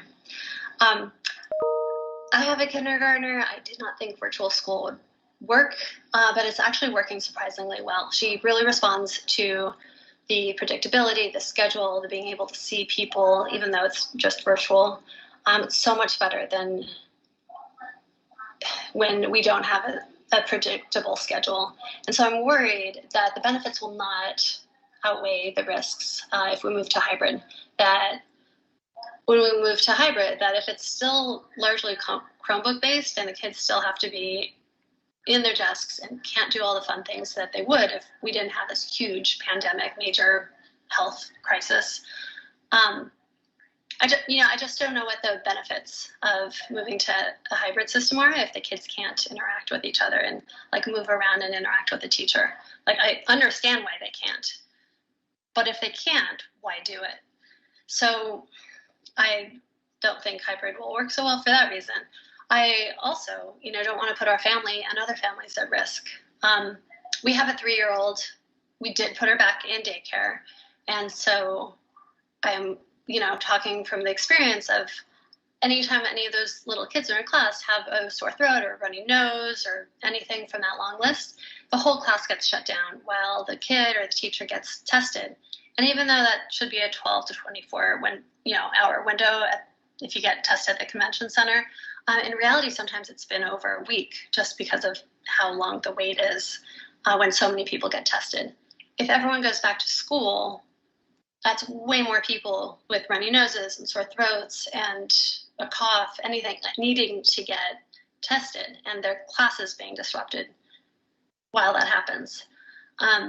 So I don't want to lose what we have gained with creating a predictable situation and something that the teachers, what they're doing is actually starting to really work and pay off, at least from what we're seeing over here. I also I don't think Baltimore can risk more trauma and more death. The worry alone as a parent of am I doing enough to keep my kids safe and my family safe is just, it's overwhelming. And with the disruption in school, like I can't get any work done anyway. So I would rather know what the schedule is with virtual school than go back to a hybrid system where maybe I'll have more time, but probably not because it'll be shut down most of the time. Thank you.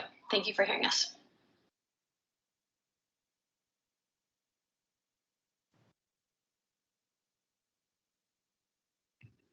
Next, we have Rebecca Yanowan from the Teachers Democracy Project.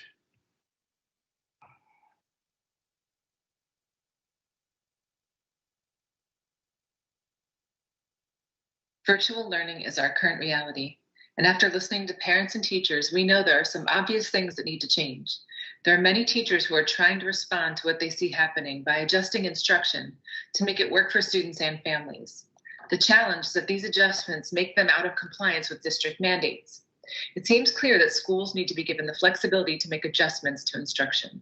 Specifically, we are asking the district to allow schools and teachers to make learning time more effective through greater use of small groups, one-on-one check-ins, more appropriate breaks, and activities that could be done at one's own pace during a school day. Listen and learn from the wisdom of parents, teachers, and students who have proposed revised schedules and shared real-life observations of attention span capacity. Number 3, students should have a day off from live teaching where they can do work on their own and receive one-on-one check-ins from their teachers. Here's what parents have to say. 30-minute lunchtime isn't enough for first graders to eat lunch and complete recess or any physical activity. First graders have an extremely difficult time remaining focused in such a large group with little to no opportunity to ask questions. Small groups allow for questions and participation in learning. Teachers are doing a great job under the circumstances. They need more room to experiment and adapt. My daughter adjusted well in the spring and grew to love more independent learning.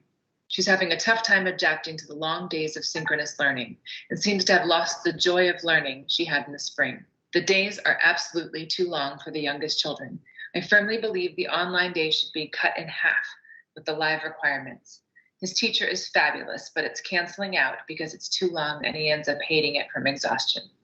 The schedule requires my son to be in synchronous work from 9 to 3:30 with only a break for lunch. There is no asynchronous time built into the day. This leads to many classes going blank for long periods of time for kids to work independently. They could easily allow kids to log off for this time and log back in for synchronous work later in the day. I'm helping my kindergartner and another kindergartner in her class log on, and with whatever else they need during the day, which is usually help logging into the learning apps or Zoom calls, which are often problematic to get into a third of the time. They are both ready to do work that is far more advanced than what is presented by Eureka Math and of the Haggerty phonemic awareness videos that have started at a really basic level. The asynchronous work that gets assigned is a ton of busy work. If there was more asynchronous time and teachers could actually check in individually, they could better assess where the kids are really at and then support them accordingly. My child in middle school is really struggling. We are a month into school and every Zoom meeting, half the class doesn't know which link or they can't get into the meeting. Very frustrating for all to be waiting 20 minutes to start a lesson. Also, I feel like time is being filled mostly with iReady lessons, no authentic learning, just practicing for the test. My child spends extensive amounts of time staring at that computer. After a while, he gets restless, so not much information is being absorbed. We can also tell our teachers are suffering, having to do this all day. Give them more freedom. Okay. Practicing for the test. My child spends extensive amounts of time staring at that computer. After a while, he gets restless. Sorry about that.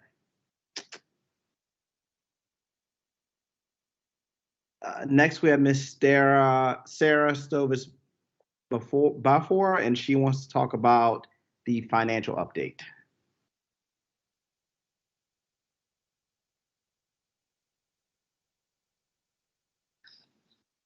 Hi, my name is Sarah Bafor, and I'm coming to you today as a former administrator.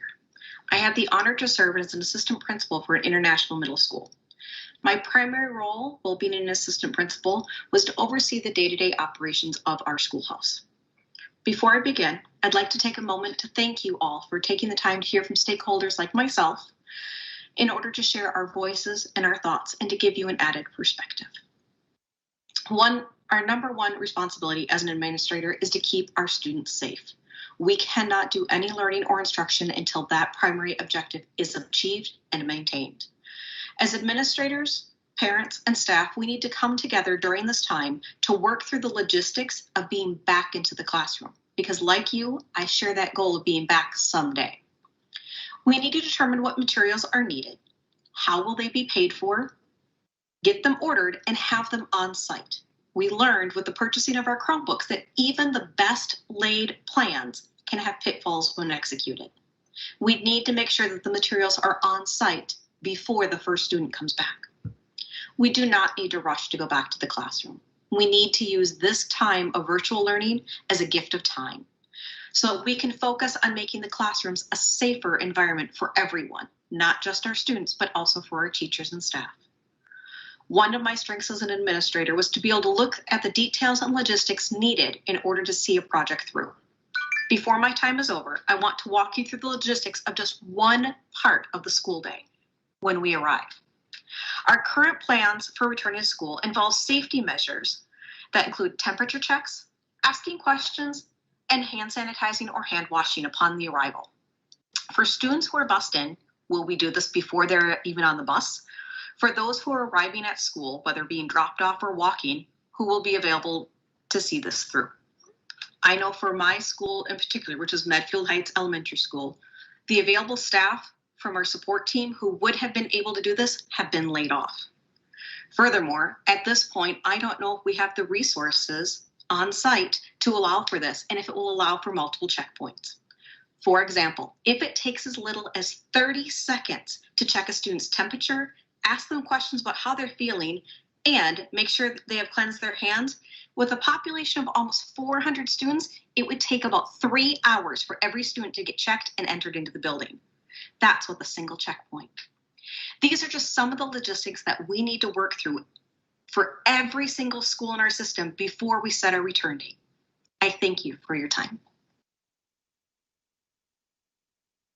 Next, we have Mr. Tyrone Barnwell from the Parent Power Group, also discussing reopening.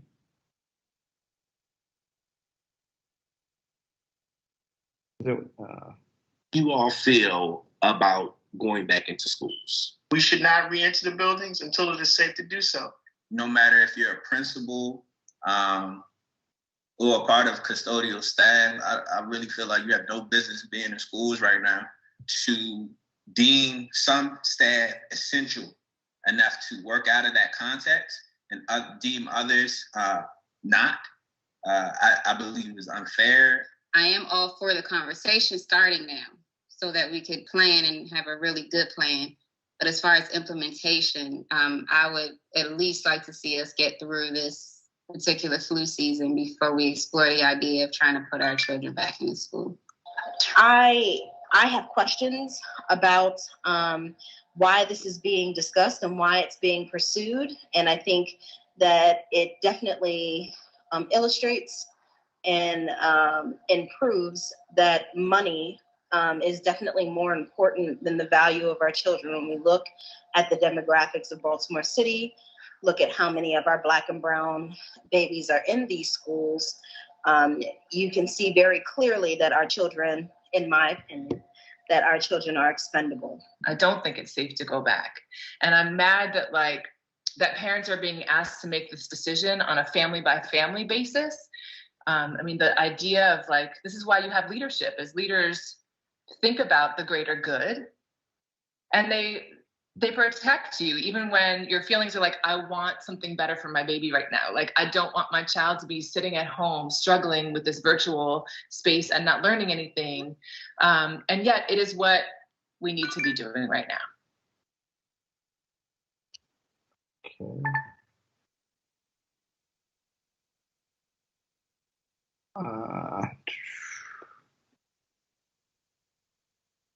Next, we have Mr. Jason Butler.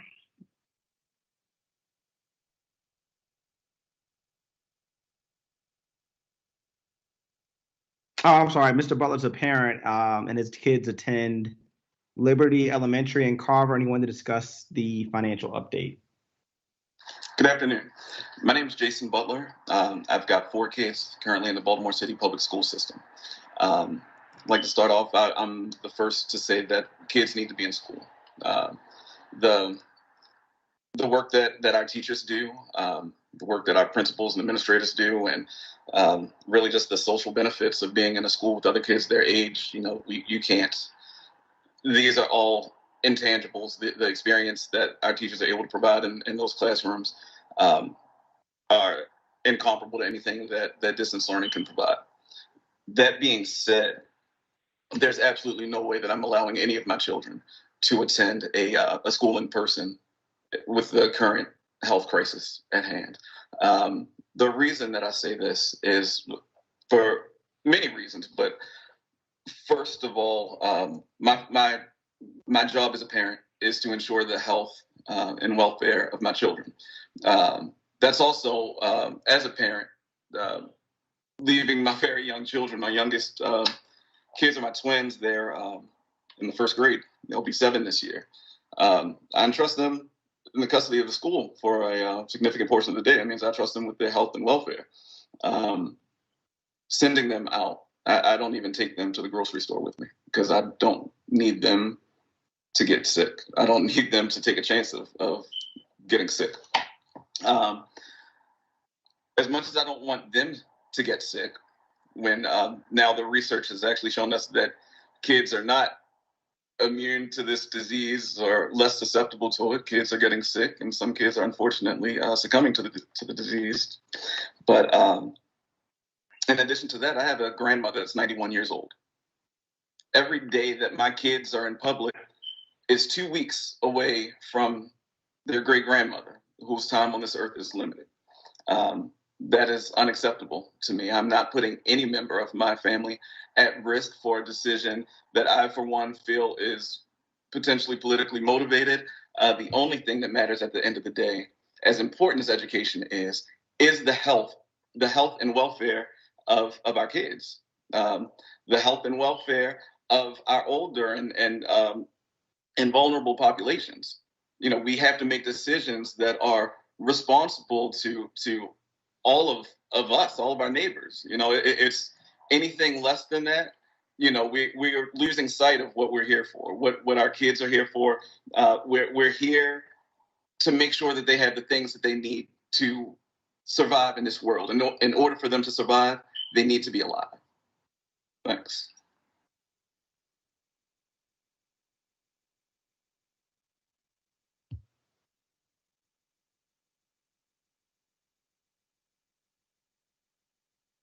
Next, we'll hear from Patrice Pilgrim. I believe she's a parent at Northwood Elementary, and she wanted to talk about reopening.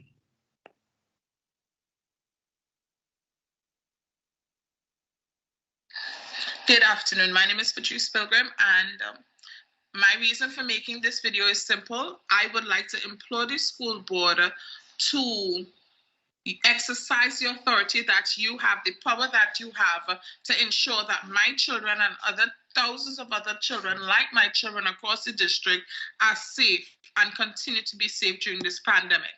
I am referring to the vote tonight with regards to when we should begin the return to in-person learning. I am also a teacher. I love the person-to-person interactions. I love interacting, hugging, having heated and interesting debates with my students. I love my job. Trust me when I tell you, I'm not in it for the money and for the quote-unquote prestige. I'm in it because I believe in what I do and in what my colleagues do.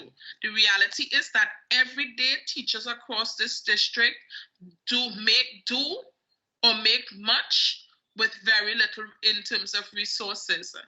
And that's on a normal day. I am not seeing as a parent and as a teacher where the district has sufficient resources and supports in place to ensure not only my safety, but the safety of my children if I were to send them back to school.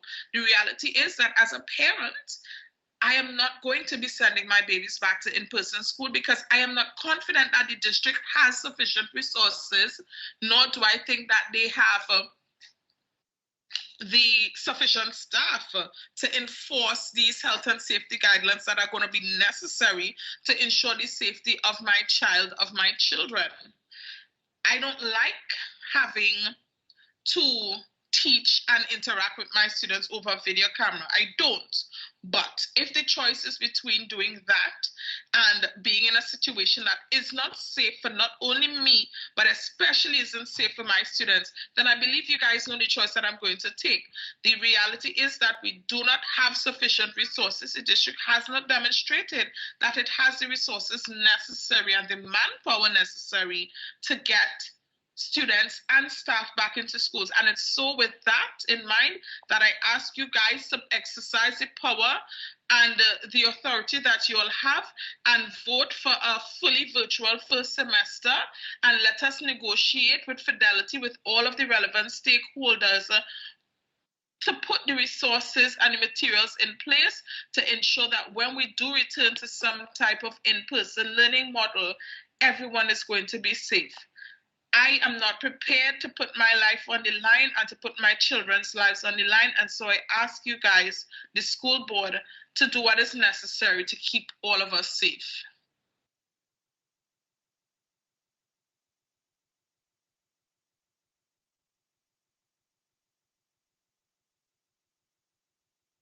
Next, we have Mr. Sam Hopkins, and he also wanted to speak about, his children go to Hamden. He also wanted to speak about reopening.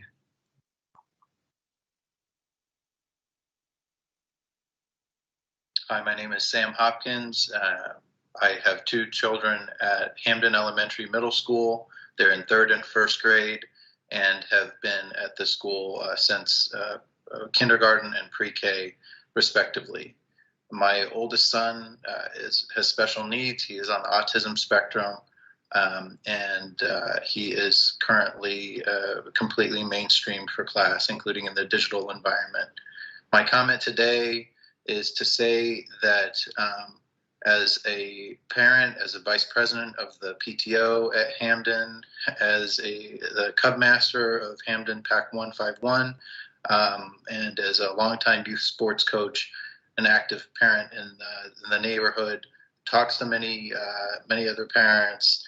I know from my own experience and from the perspective of many others that we do not have enough data to feel good about going back to school, both because of cohabitation circumstances, like my parents who are over 70 years old who live with me and my elementary school age sons, and for teachers who are also in at-risk groups and who need to be able to teach confidently to the kids who they love and who they've known for many years. I work at Johns Hopkins in medical technology and innovation, and I know that while a lot is in development, we are not on October 13th where we hope to be in terms of being able to really turn the corner into 2021. More and more workplaces, corporate America at all levels, and Johns Hopkins offices and college campuses are putting off true return to offices until mid-year 2021 or later. This should be a cue for the schools.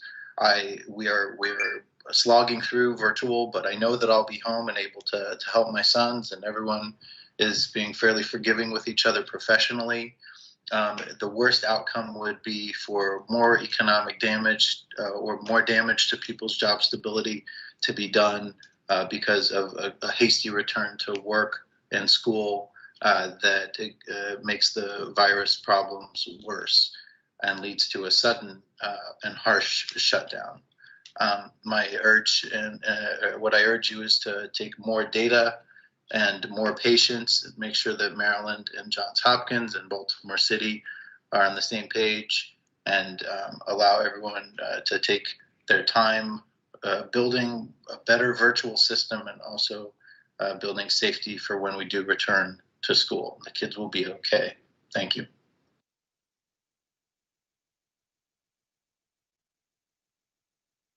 And we have one more video. I just wanted to check one more time. Is Ms. Winston, are you on?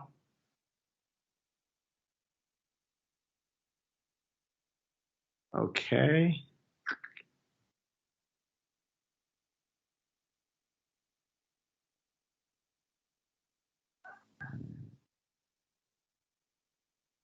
And our last public comment is from Miss Emily Jascott.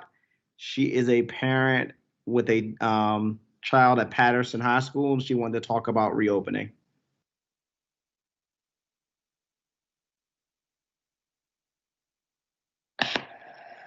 Hi, my name is Emily Jascott. I am the parent of a 10th grade ESOL student at Patterson High School. Baltimore City Schools, please do not reopen school buildings yet, not until it's safe. Now, I know that so many of us have had to make big changes and sacrifices to implement virtual learning this year. In my family, my son has headaches from staring at his computer screen all day and is feeling very isolated from all of his friends. And I personally have had to change my work schedule from full-time to part-time so that I can be available to help him because he is still learning English and this is only his second year in United States schools. But I'm willing to do that because he needs the help and because I know that this is what has to happen to keep us all safe. The students need to keep learning virtually. Baltimore cannot afford to spread COVID through our students, our teachers, their families, and our community. The risk is just too great to reopen this year. My family is going to continue isolating as much as possible, limiting interactions with other people, social distancing, wearing masks, and washing our hands so that we can stay healthy. We are not in a position to go back into schools until community transmission rates are way down or until there is a vaccine that everyone can access. So I thank you for giving us the opportunity to share our opinions. And thank you for taking the time to listen. And please do not hesitate to reach out if you have any questions.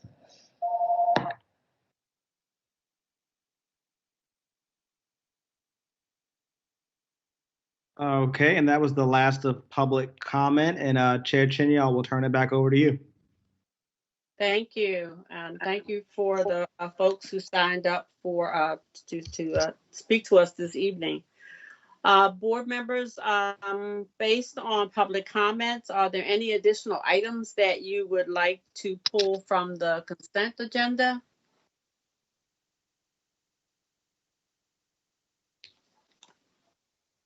If not, is there a motion to approve items 8.01 and 8.02? So moved, Commissioner James.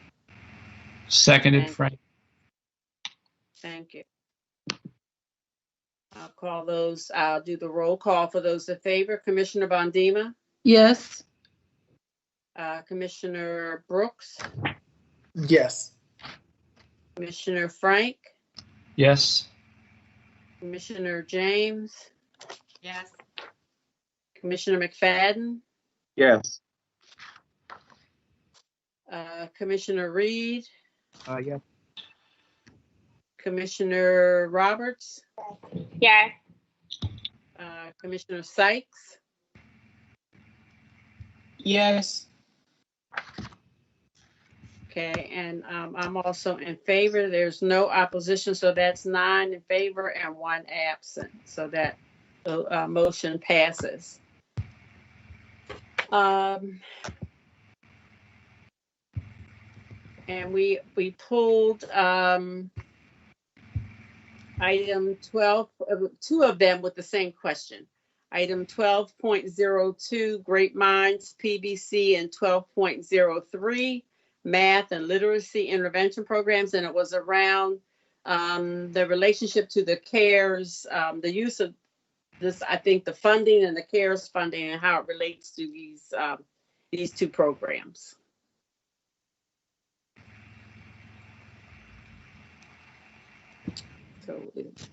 Good evening. My name is Josh Bailey. I'm the Director of Operations for the Office of Teaching and Learning. So the intervention RFP, the Math and Literacy Intervention, and the contract for Great Minds, those two contracts were originally established prior to the school closure due to COVID. And so these increase requests are reflective of the spending that occurred on the CARES Tutoring Act, and then we'll establish or reestablish spending capacity on both of those contracts for the remainder of the school year if we need them in the future. It is not a reflection of new spending, merely restoring the spending capacity for future grant opportunities or other spending that is yet to occur. I guess another question is, how much do we get in CARES, and how is that money being earmarked to other programs, specifically in teaching and learning? So the CARES tutoring grant was a total of $27 million with some set aside for the charter schools. And so your question about how it's being split across is that there's a number of vendors that we are using for both print materials like Great Minds to provide workbooks to our students. We're providing some text. That was the vendor AKJ that you saw a board letter for in a previous board meeting, as well as establishing partnerships with various vendors that provide online interventions such as Discovery Education, Zern, and Imagine Learning. So is there a way we can get a laundry list to know how we're using that? The source we know is 27 million, but we can get a laundry list in terms of the uses of those funds? Specifically to teaching and learning, absolutely. I can prepare that and send it to the board office. Well, it just doesn't have to be teaching and learning. I just mean the CARES money. Okay, Commissioner Reed, are you asking for the total CARES money or for the CARES money for tutoring? I would say I would say both. Okay. Commissioner Reed? Yes. This is Chris Doherty, and yes, we can certainly get you that list, essentially matching sources and uses of the CARES money. I will note probably what you already know, which is that it will be as of the time we pull it together. What I mean by that is some of that money won't have been spent yet, but all the money that has been spent will be indicated, and all the money that we have earmarked for spending will be indicated. So in addition to what Josh will do with a T&L, teaching and learning focus, we'll make sure you get that list as well, Commissioner Reed. Yeah, I think that helps the board in terms of understanding. Of course, happily. We essentially have it now, so as you would expect, and we'll be happy to share that with you. Thank you. Madam Chair, this is Commissioner Roberts. Commissioner Reed and Chief Doherty, I know that you all have a budget update rescheduled for November. Is it possible to provide the information for the Operations Committee during that time, as opposed to just sending it as an email? Could you provide that during your budget update for the November operations meeting? Commissioner Roberts, you mean what we just talked about, rather than just sending it to you, present it to you at the November Ops Committee meeting? Is that what you're asking? Absolutely. I think that would be a very appropriate forum for that. By all means, yes. I was just making sure I understood your question, and yes, by all means. If that, because I know that the money had to potentially be spent by the end of November with all invoices paid by December. And so if that would make for a better and easier transition to deliver that for Commissioner Reed, I know we had that meeting in November, so that would probably be a good time. But by all means, Commissioner Roberts, and you're right that the tutoring portion of the CARES Act has a particularly near-term spending window, and the November Ops Committee meeting would be delighted to present that then and be able to discuss it in that forum. Thank you so much, Chief. Thank you. Commissioner Brooks, did you have a question? I do, but it's not about this topic. Okay. Okay. Any other questions on for these two items? If not, is there a motion to accept to approve item 12.02 and 12.03? So moved. Reed. Okay, Commissioner Reed. Okay. Second. Second. Thank you. And I'll do the those in favor. Commissioner Bondima. Yes. Okay. Commissioner Brooks. Yes. Okay. Commissioner Frank. Yes. Commissioner James. Yes. Okay, thank you. Commissioner McFadden. Yes. Commissioner Reed. Yes.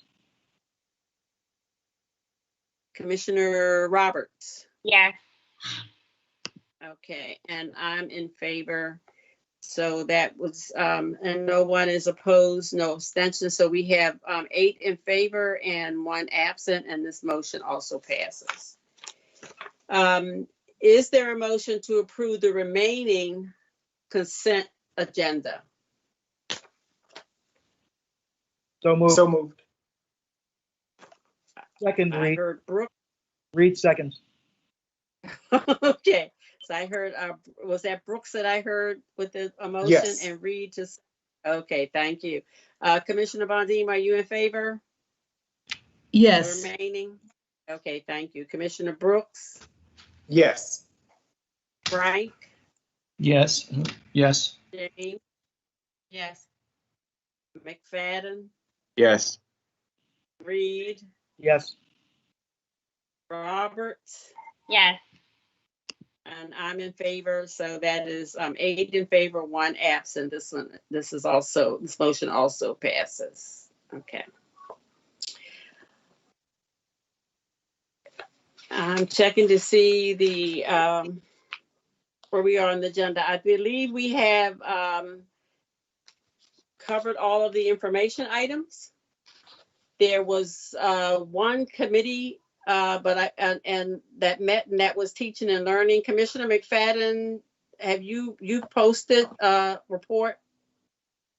Yes, ma'am. It's posted. Thank you. I do. I mean, all I can mention, if I may, just for a moment, and it's very brief, the 21st Century Learning Academic Plan, I just want to mention the schools, a little bit about them. I mean, Mary E. Robin Elementary School, Dawn Shirey and the 21st Century Learning, the academics team, they're doing a really great job in making sure that there is, great programming and instructional focuses in our 21st century spaces. And to Commissioner Sykes's point, who brilliantly serves on our committee as well, he raised the point of getting to a point where all of our schools will be able to have access to programs like the ones that are in 21st century spaces. That ultimately means that all of our schools have to be brought up to 21st century standards. So it just goes back to our point of advocacy again, and how we continue to push and work with all of our partners to make sure that our young people are receiving the adequate education that they deserve. But yes, Mary E. Robin, Holabird Academy has an environmental sustainability focus, and they are net zero school. Graceland Park Elementary Middle School, project-based, they're also net zero.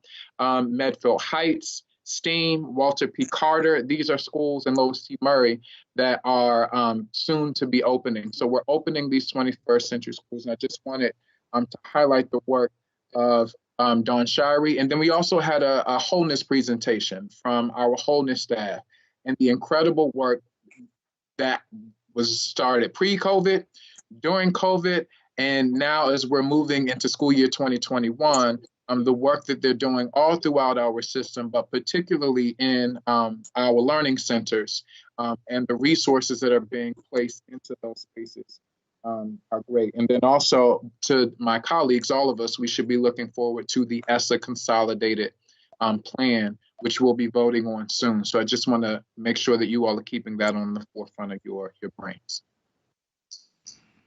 Thank you. Commissioner Brooks, did you want to speak on something previous, or did you want to lead us into our general discussion? It was it's kind of related to, this camera's on the side. I'm sorry that I look like I'm on angle.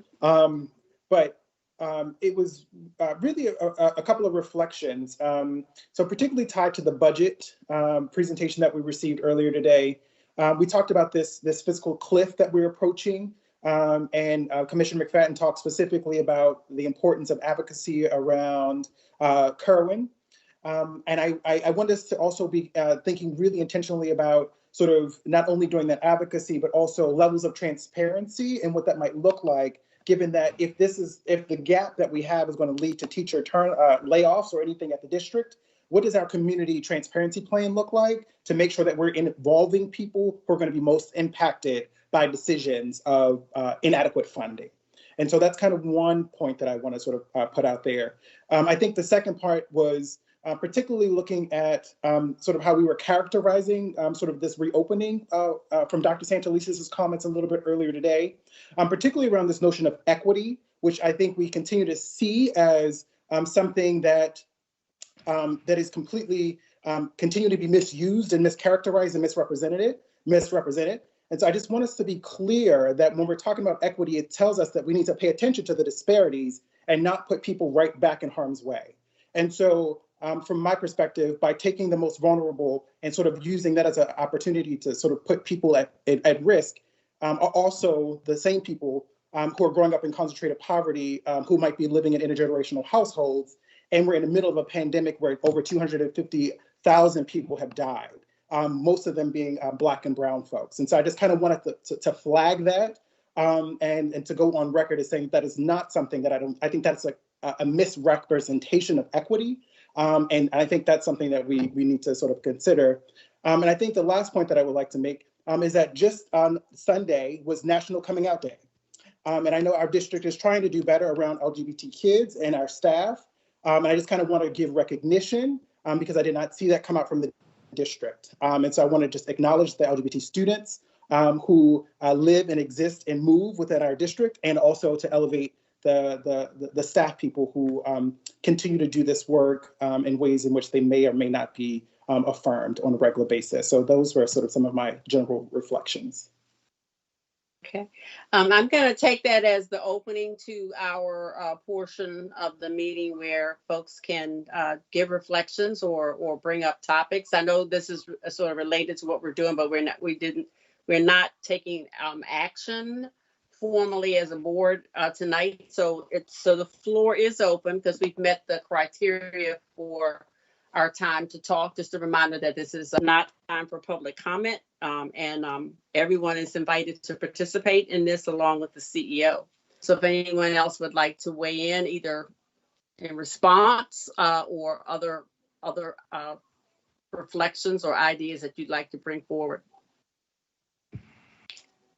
I will just start to say that if our past behavior is any indication of what our future will be, the experience that I've had on the board, whenever we've had an occasion where there has been the possibility of an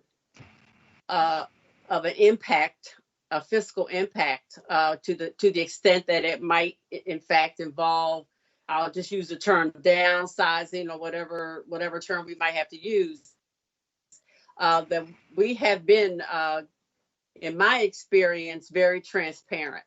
And so I would expect that would be the same case, if in fact that were to be to come to pass. I don't think it's much of a surprise to folks that when you just listening to the report this evening, the fact that we have maintained full-time employees fully paid since March in the midst of all the things that have happened and huge expenses that were not in the budget. And so while we can sort of tread water this year, I think everyone will be at the table and be very much aware. So to the point that Commissioner McFadden made, that, you know, all of us pulling together in terms of of being advocates for what the system is really going to need around funding makes it much more crucial. But I do expect that we will continue to be transparent. That's the way we've been in the past.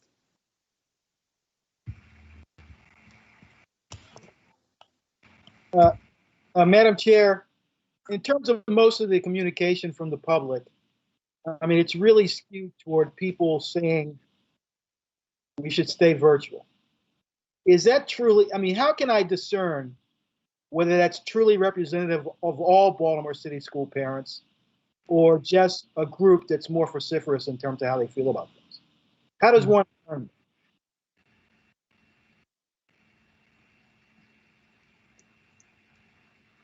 Well, you're at. My response, my response would be that you know, some of the information I believe that we've been getting in terms of some of the meetings that we've had, and just looking at the responses from the surveys and things that parents have done, similar to the surveys that we did prior to the opening of this school year. It's a quite a variety of responses, and from folks who would say they would, you know, would be interested in people being in school, some children being in school, to parents on the side of saying that they would not want their children to come. I will also remind us all that our reopening plan indicates very clearly that the option of online virtual is there. No one has said that is being removed. And so the element that I hear is the element of choice. Considering what we have been saying since summer, the fact that we have students who, considering the safety issue, considering all the things, and I hear that clearly, but we still have students that we are losing by the moment, because for all that we are doing, it's still not meeting their needs. And that we still have an obligation to come up with some way to try to meet their needs within that component of choice, which is also a piece I see of equity in terms of parents being able to make a decision if they feel that that's the decision for their family. Thank you, Madam Chair. Thank you. Madam Chair, I'm not sure if you saw it, but Commissioner Sykes, his hand was raised. Thank you. I was moving down that way. Commissioner Sykes, go ahead. Good evening, everyone. You're muted. I just wanted to say, okay. Good evening, everyone. I just wanted to say that tonight's meeting has went fairly well. And I just wanted to point out some few things that I've been working on with Commissioner Roberts and Commissioner McFadden, and also even some people from within ASCBC and just fellow people around the district. I decided to come up with a student commissioner action plan. Some things that within the month of October that I want to get done, and things that I want to get completed. Some of those things were, I think one of the biggest things, which was Commissioner McFadden and Commissioner Roberts brought up to me, was I was trying to figure out a way, how can I reach these students and get input? And so I think the biggest thing was that they both came up with the student commissioner office hours. So within the next few days, hopefully I can launch the student commissioner office hours, where I begin to go I want to start with high schoolers, talking to them, getting their input on how they feel about different things. And one of the main things that I'm really want to focus on is the updated grading policy. As we all know, last year we had an updated grading policy, and I want to get an understanding of how they feel with the updated grading policy with being in the pandemic, being virtual.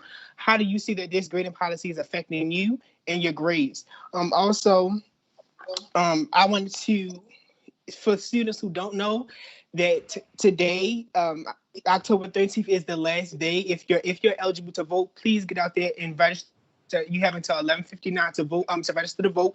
So please make sure that you do that.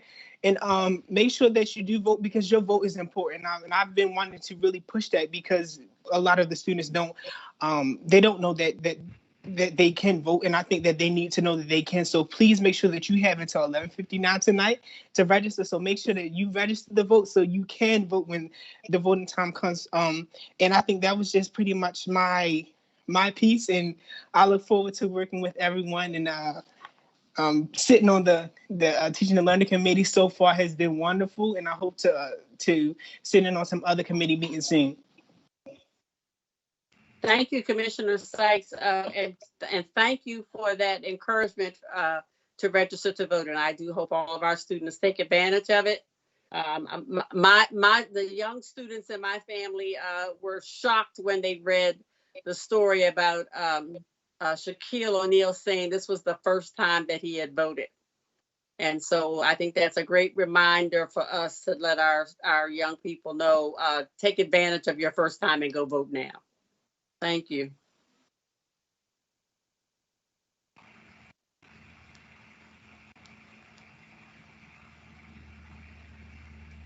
Okay, last chance. I see a hand. Madam Chair, I think Commissioner James was had her hand up. Oh, okay. I'm sorry. Okay with you. It's blending with your scar. Sorry about that. Thank you, Kyrie, for that reminder on voting.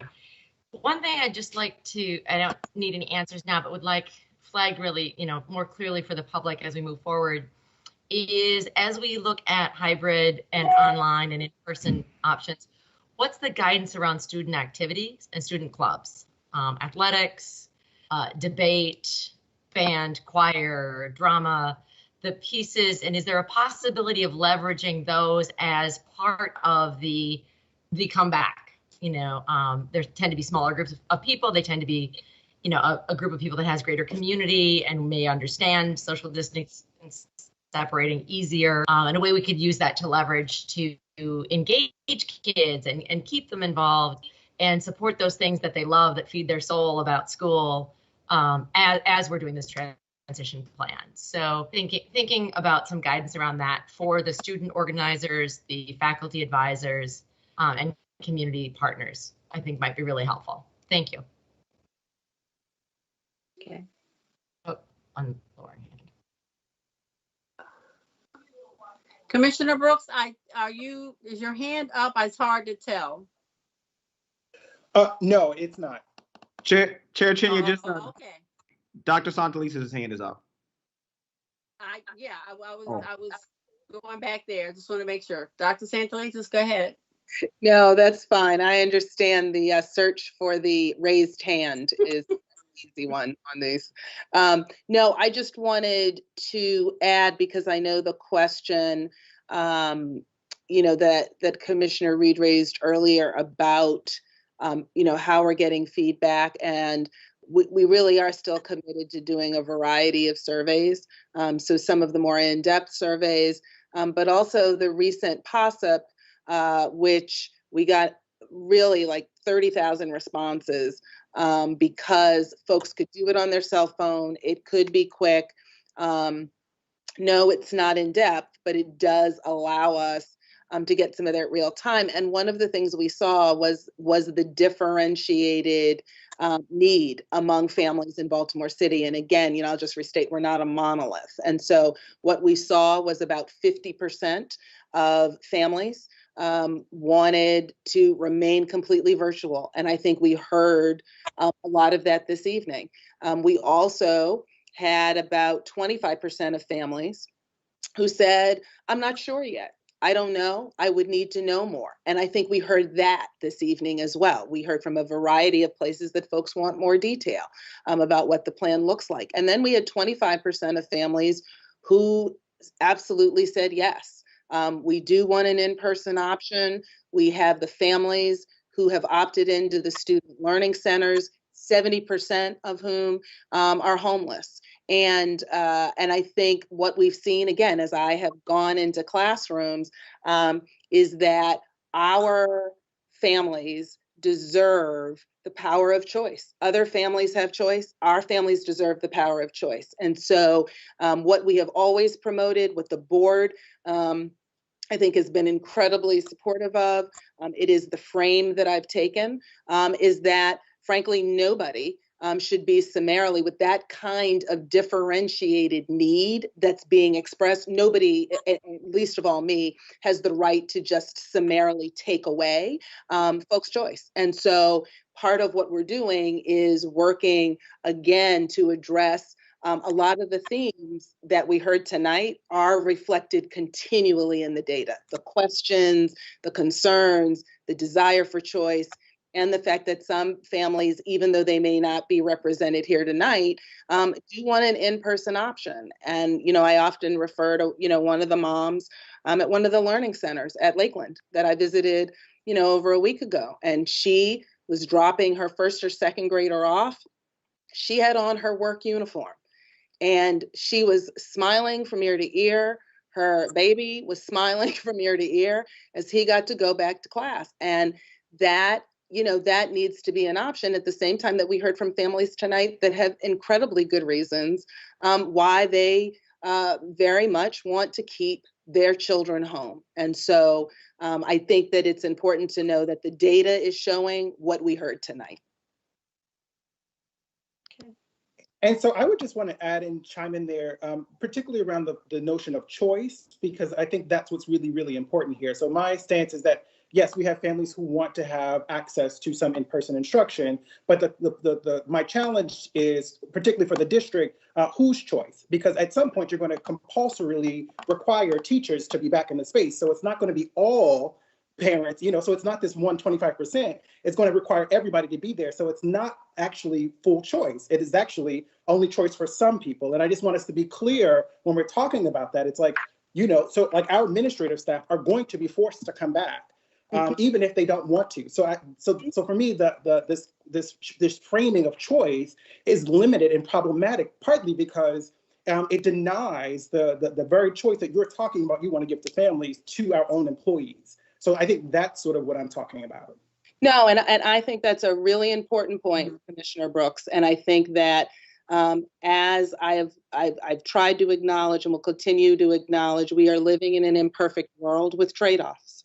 And the reality is we cannot be everything for everyone. And sure, we are taking into account what we are hearing from staff. And given that, you know, and I think that we need to continue to weigh all of the considerations. I think we have done that. We have compelled some staff to come back, but we also know that we have staff that we have not compelled to come back. And as Commissioner Ginia noted, we've worked very hard to keep full-time staff intact. And so we're working in a complicated world. And I will, you know, but my first responsibility is to make sure that families have choice, but to make sure everyone is safe.